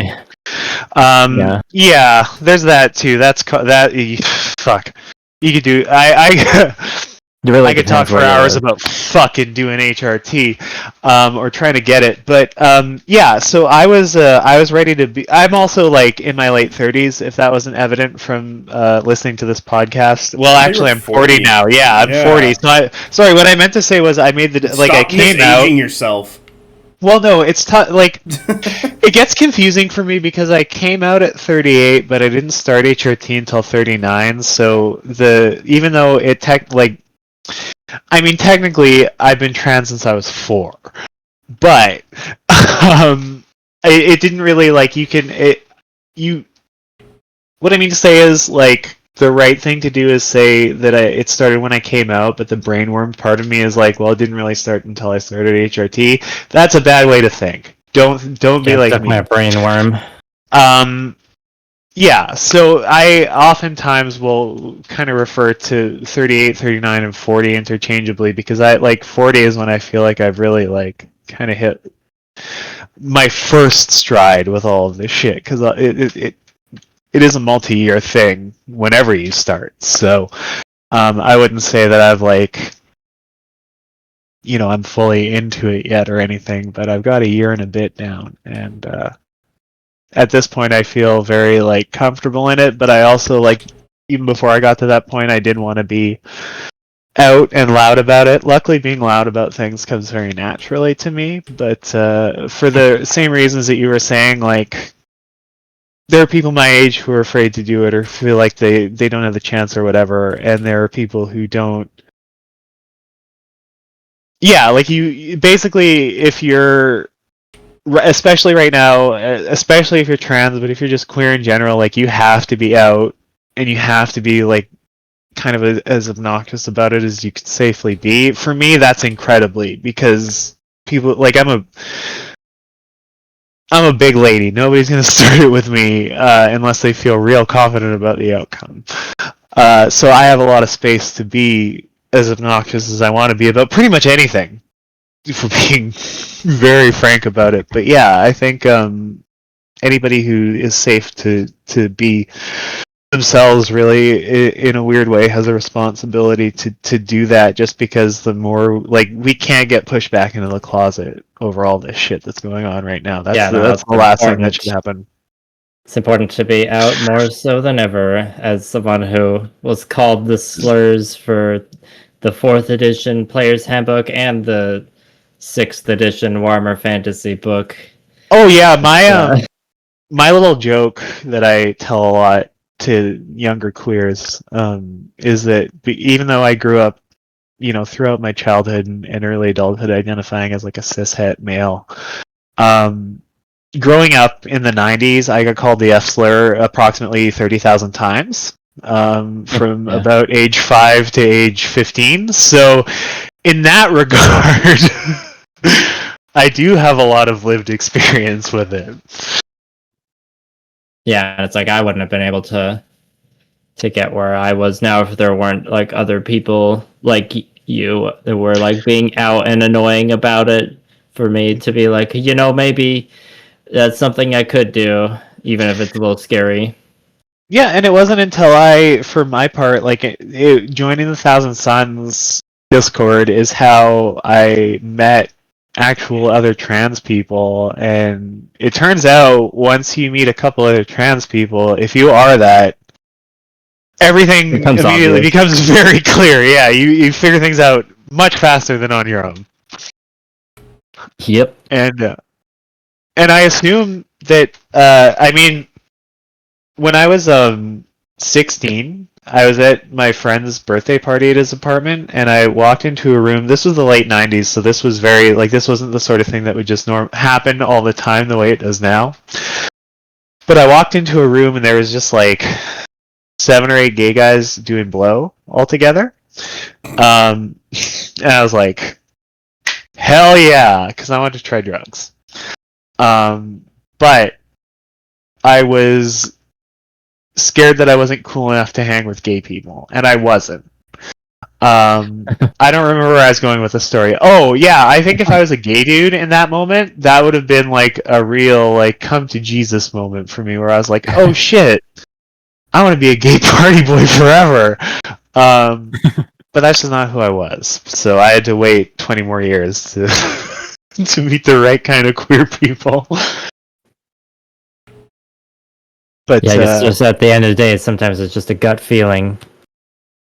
Yeah, like, I knew from a very young age, but not to get too into this shit. Sorry to kind of derail things, as we've done so many times. This is just an hour plus of derailments. So hold on, I just want to... my coworker from work who listens to all this stuff, you're welcome. Anyway, please continue. Wow. I just want to call out Roberto. He knows who he is. When I was like a little kid, I saw that music video with Elton John and RuPaul. And that was like, I mean, RuPaul is a drag queen and not a trans woman. So obviously that's not a different, like, that's a different thing, but it was the 90s. So I wasn't making a huge amount of technical distinctions. I was also like a very small child, like I said. And so that made me cognizant of like the existence of all this shit, and that helped me sort of articulate the feelings that I've had for as long as I've been conscious of the feelings that I have. And so that was a big moment for me, but I spent a lot of my life being like, well, if I was a girl, surely a doctor would see this.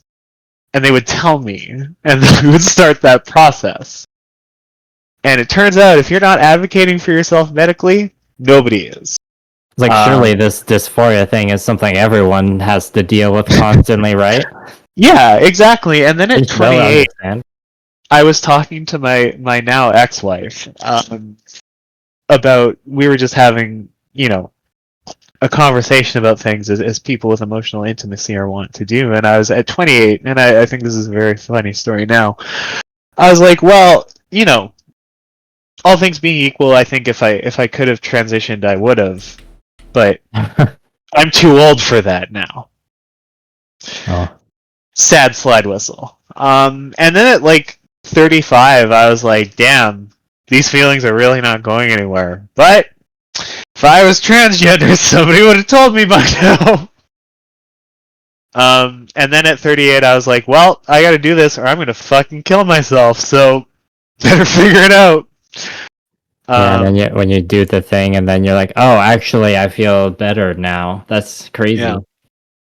Yeah, it's interesting how addressing a huge problem in your life will make you feel better. You'd think that I would take this and apply this to other situations that I encounter in my life, but no. I think this is the only time it works that way. Yeah, transing my gender hasn't made me better at Conquest, but I think I look better while playing it. Well, that's the thing. So I was, after I came out, I spent from then until about this time last year playing Conquest every Thursday boy mode. And getting my shit kicked in just every time. I was just not doing very good at all. So, today I go out to play Conquest for the first time in a while, and I haven't seen anybody, and it's been like a year since I played a game of Conquest, so I was like, well, throw on a dress, a little bit of makeup, and do this upright.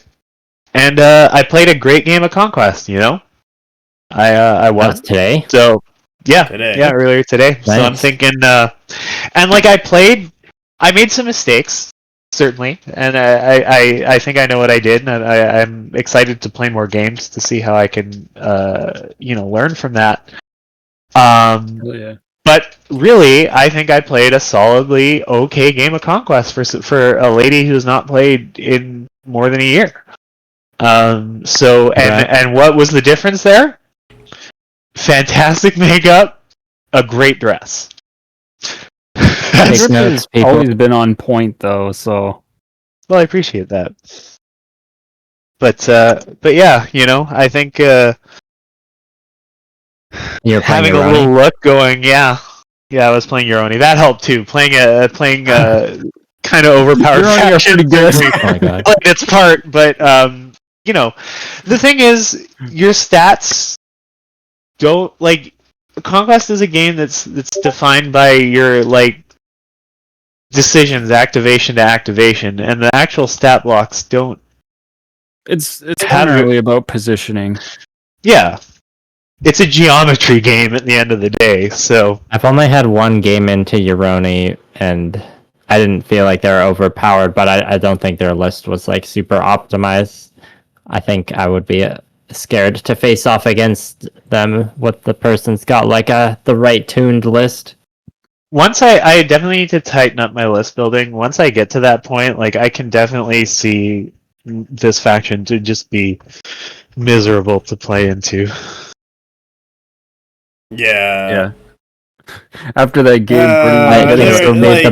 Shout out to the BonkTable Discord server. I'm kind of an eternal lurker in every server, so I don't read things that often. But I did chuckle at, I don't remember who. Someone in your server commented on the painted pictures of the upcoming founders, where it's a duel between a Tengu and a Kami or something, and they're like, I bet they aren't fucking shipping it with the bow pieces, are they?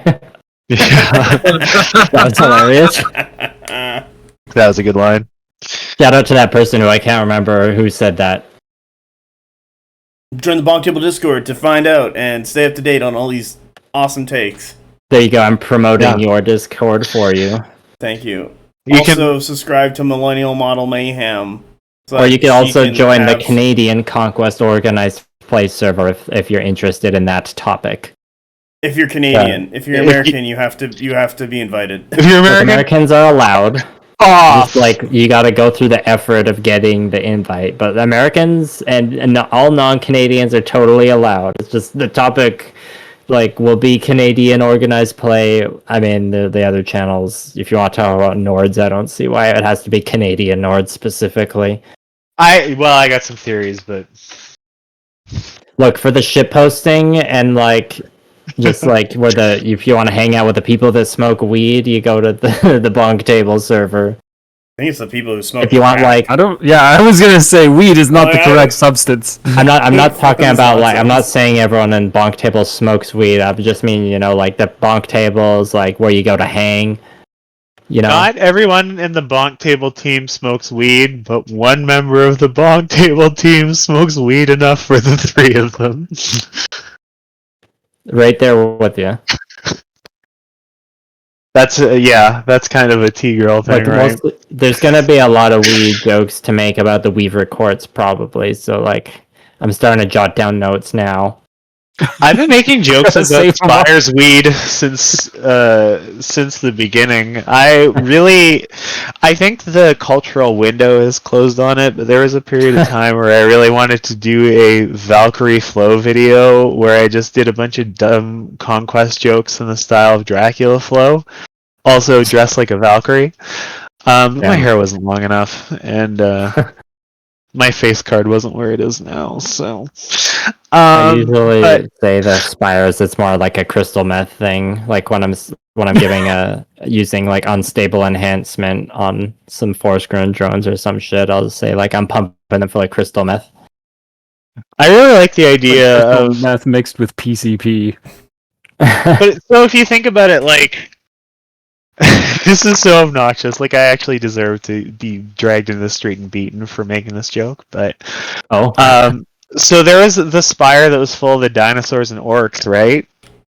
Yep. So it stands to reason there was probably crazy spires, fucking, glow in the dark weed that was much better than anything that was going on Earth because they biomancied it into, being the tops.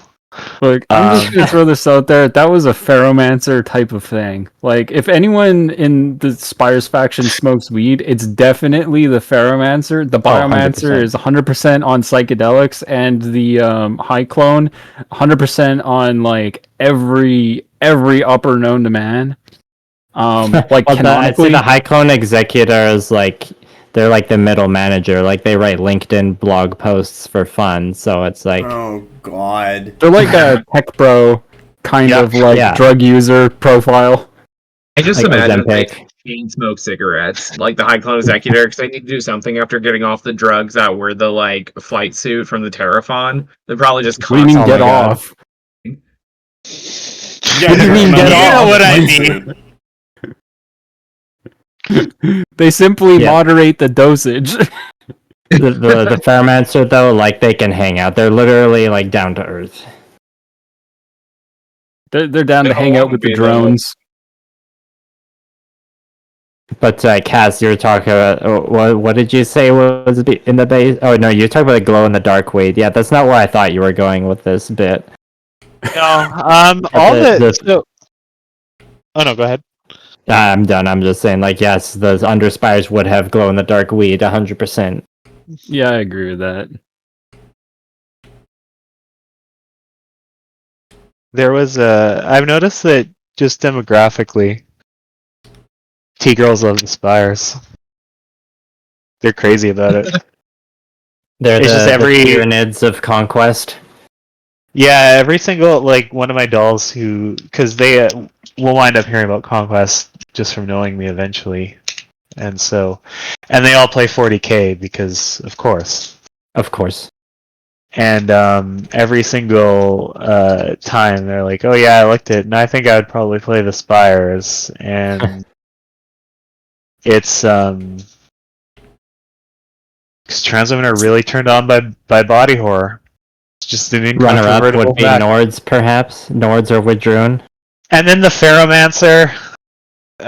You know what? There's a very online joke that I want to make there that is going to require too much explanation for me to commit to. But anyway, it's I don't remember where I was going with this. I'm a little bit. It's been a long day. I'm a little bit tired. Understandable.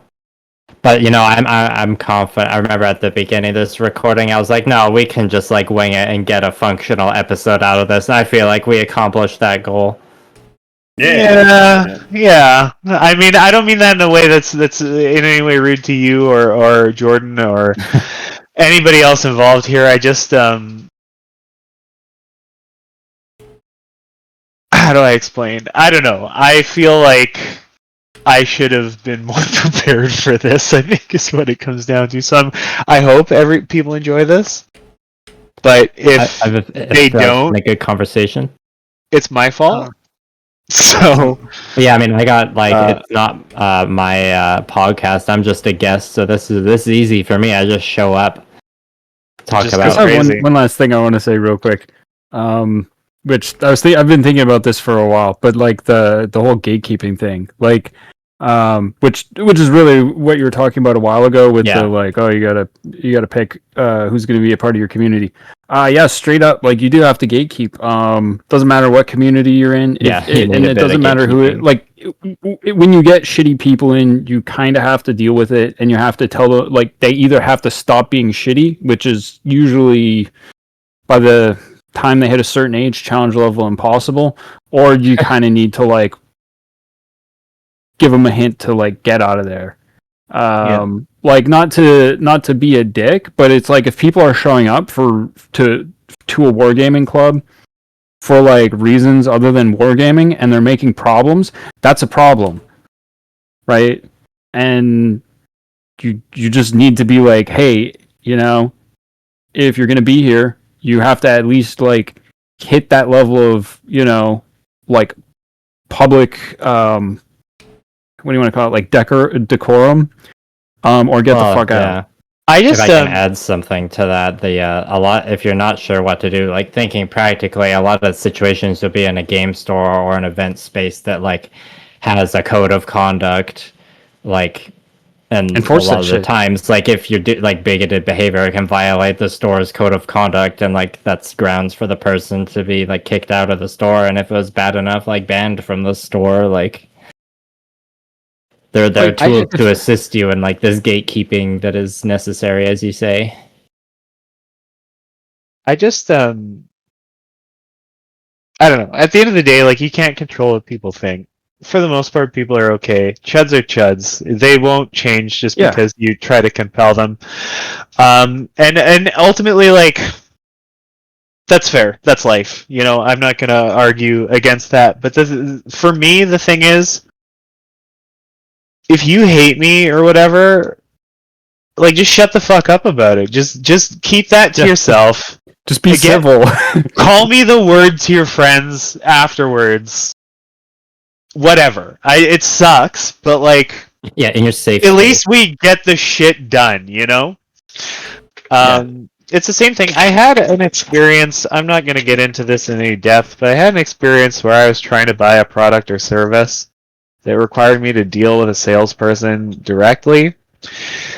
And at every step of the way, I have every reason to believe that they were being transphobic in a weird way about it, which is not something that I will throw out generally unless I feel like it's extremely warranted. And that is what it is, but I really, at this point now, like if I'm doing anything where I need to deal with a person, whether they're a salesperson or a licensed professional of some sort or whatever the case is, I really just want to be like, well, listen, straight up, do you have a weird dislike for trans people? It's fine. I'm not going to start anything if you do. I just don't want to fuck with you. I'll just go find somebody else. I just want to save us both some time. So can you just honestly answer that question? Like, do you think I'm fucked up for some reason? That's great. I'm not going to fight with you about that. I'm just not going to do business with you if you think that, Because it's otherwise it's just why, I'm not going to change anybody's shitty heart at the end of the day. Yeah, here's how I see it. Like, look, I'm not like I'm somewhat of an abrasive person to make an understatement. But like the reality is, it's like, yeah, like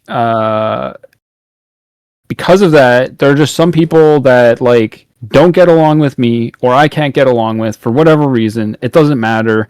And it's like, cool, I don't get that twisted up about it, but I'm just like, yeah, I just want to have nothing to do with you. Like, go about your doing whatever the fuck, but like, just make sure it's not in my life as much as possible. And like, at very least, like, if we have to interact, like, let's just keep like the open hostility to a minimum, and then forget that we ever interacted and go about our lives. And that's how you coexist sometimes.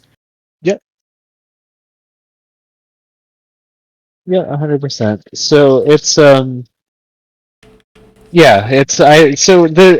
I guess my point in bringing that up is just like, if you are a chud and you want to come into a space, just shut the fuck up. Just don't ever let anybody know you be in the closet for a couple decades.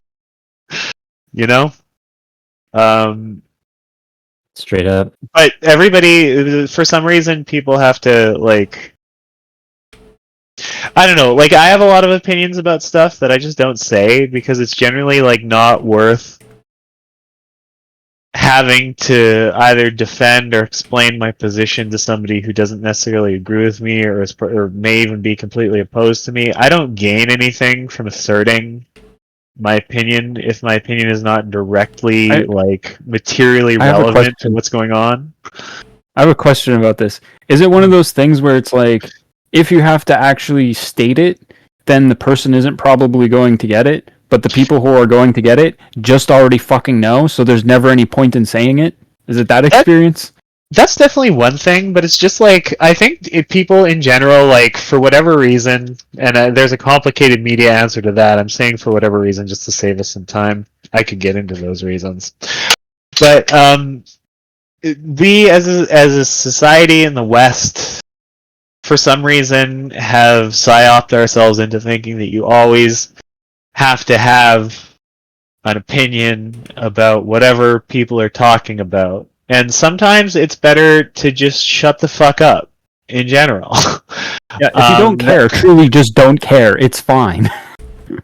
So, and like, sometimes if people are talking about something, like if people are talking about, I don't know, Marvel slot movies, and they really like them, I don't.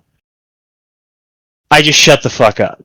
Because there's nothing, exactly. I'm not actually adding anything to the conversation by going like, oh, well, actually, I think those movies are bad and Hawkeye sucks. Like, nobody benefits in any tangible way from me. Just, if everybody's talking about their little Marvel slot movies, you just look at your phone for a couple minutes, And I mean that as a metaphor. Like, if, I don't know, whatever. Anyway, I'm just starting to get into...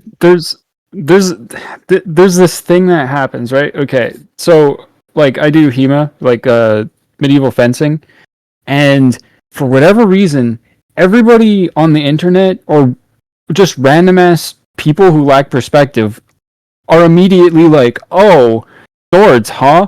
I fancy myself to be somewhat of an expert on this," and then they'll just give you like these really uninformed, like fucking recycled, warmed over takes. And it's just like, I'll just politely be like, oh, okay, interesting. And then it's like a lot of the times, if I'm talking about this in public, it's actually like with Bernie or something because we're hanging out, or someone shows up and they just want to insert their opinion. And it's like, look, I don't want to, well, I do want to talk shit to you, but like I'm not going to for the above stated purposes. So I'll just be like, oh, okay, interesting. But like, look, when you start getting into shit that like you don't have an opinion on, you're just like restating what you heard from somebody else. It doesn't make people like you. It doesn't make people think you're clever. It just makes you seem stupid. So just, it's okay to just shut up and not say anything. And oftentimes people will respect that a lot more, Yep. It's like my granddaddy used to say, if opinions were assholes, this place would be an airport. Sorry, I think that's an extremely funny, just like nonsense phrase to present like it's a real phrase, but that style of humor is really not portable to anyone who doesn't already have it. So it's just like it gets this exact reaction every time I bust it out. So I don't know why I was expecting it to be different this time. This is why we get along, right? Like we have some of the same brainworms as previously discussed. First bit of my laugh was cut off. I just also have the brainworms about how big my mid face is. Well, I think I mentioned the physiognomy thing, and then you were like, "Oh, we're about to get into the physiognomy arc." Yeah, that's unfortunately, yeah. No, I was originally gonna I thought it would be funny as a just for Cassandra bit to pepper in. There are things that you can say that are totally innocuous to cishet people, but when trans people hear them, they're like, "You're one of the bad ones. You're actually a problem. You can't say that." That rule. And so I wanted to throw a couple passoids into this, but oh my god. But then I got sidetracked having an actual discussion. So anyway, somebody is gonna. I hopefully will get a comment on the YouTube where somebody's like, "Sandra can't say that," and I can't. I shouldn't just be dropping that word so casually, but hey, I did it. I don't know. It's one of those things where, like, I always want to make jokes, and I'm like, I feel like if it was just like us and we weren't recorded, it'd probably be fine. But I'm not gonna I'm not gonna make any jokes. That's being sensible though, and you know what? Probably in private, the joke would land. I would have a great old time. But yeah. But yeah, you gotta be careful of that sort of thing. Yeah. I take 8 pills a day so that I can make that joke. See, I'm just friends with cool people, so and it seems to be working, you know. That helps. Yeah, I mean, there's go ahead. Oh no! So one thing, sorry, this is I just one thing I'll say as a concession to the audience is that it does. Some people in this life have only met the most wounded queer person in the world, and that's their experience with LGBT people. And like, even though it's not right, I can kind of understand why you have a certain opinion in general, even though you should be smarter than that. So I think that the point about just like knowing cool people is universal, like regardless of demographics. If you know people who actually are just like not perpetually wounded and irritating, then you will generally have a better outlook of that group than if you're only meeting, because they're like obviously like that's sort of flattening things quite a bit, because a lot of people definitely do have a right to their pain, but like there's just like there's perpetually butthurt little assholes in every community, right? So and you know, and the straights can have their like dark, edgy humor, then so can we. So it's true. Like what it comes down to again is like you gotta like gatekeep your friends too. Like gatekeep your life. Like don't let shitty people make your social life like fucked up. And like that's a big lesson that I think is universally applicable. I think that's something that you can speak to more broadly with like nerds, quote unquote, more than anything else. Is that like the lay of the land has changed for young people now, where I think there's a more universal, just like people kind of just like what they like, or at least that's the impression that I get. But I'm 100,000 years old, so what do I know what young people are saying or doing? But like when I was a kid or a young person, all of the shit I liked, you know, JRPGs, Gundam model kits, tabletop war games, D&D, all these things were very niche, and there was stigma attached to them. So when you met people who had similar interests to you, but also had some weird ideas about races, you kind of like were like, well, I'm gonna just try to push through that because I don't really know a lot of people who like the same stuff as me, and that's not great. But like, also, I don't think it's a huge character flaw when you're a young person to make those decisions because one, that's part of growing up, and two, that's like humans long for connection. So like, you're gonna make bad calls, especially so rough. Yeah, especially if you don't have like any experience with it. So like, but that's the thing, you have to be discerning with the company that you keep, not even in like they have to like some arbitrary like status or material success thing, but just in terms of, like, not that. Just like, don't, if somebody's a piece of shit, don't fuck with that person. Yeah, don't tolerate people who are assholes, like, you know, to you, or just like you can tell when it's like, yeah, that felt wrong. Don't tolerate that. You should not continue. Okay, here what you're talking about before, I think, is illustrative of the kind of archetypal example of the nerd problem in particular, right? You like things that are like very niche, like D&D or like TTRPGs, right? And then what happens is you're like, yeah, I want to like play a TTRPG, and then you have to end up playing with like the fucking TTRPG like stereotypes, you know, the neckbeard, like stanky ass, like kind of like the type of person who feels like they were bullied, and whether they were or not, arguably some of them deserve it because they're like little tyrants, and they're just like little like piss pants, and then they're like, oh well, finally now I have my niche, my little niche kingdom, my little fiefdom delayed to control, and now everybody is beholden to me, otherwise they're not going to be able to do the thing. And it's just like, yeah, don't tolerate those kinds of people. They're shitty. They're like, it's not worth it. Like, what is it, like no D&D is better than bad D&D, right? Like, yeah. It's really true. Yeah, I've heard insane horror stories for what people have had to put up with from D&D games, and it's just like, I mean, I don't even blame those people for putting themselves through it, but it's just like, Jesus Christ, like, there's some real fucking dog shit people in this world, and for some reason, sometimes I've had to catch myself hearing up stories from people and then realizing that I'm desensitized and being like, oh no, that's actually like very shitty behavior at the tabletop. And I was just like, oh, I guess like that behavior just used to be like normal, as you say. It's like, oh, you gotta like, you play with the tabletop RPG guys now. Yeah. I have receipts for a bad D&D. I have to unfortunately get out of here. Yeah, I think probably we should look at. Should we call that? Yeah.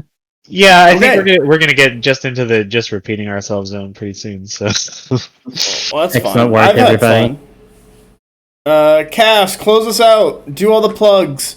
Yeah, alright, so if you're not on the Discord, join the Discord, because really the Discord is fun, I guess. It's as fun as the Tabletop Wargame Discord is going to be. That's the BonkTable Discord, that is. Some other Discord, no promises.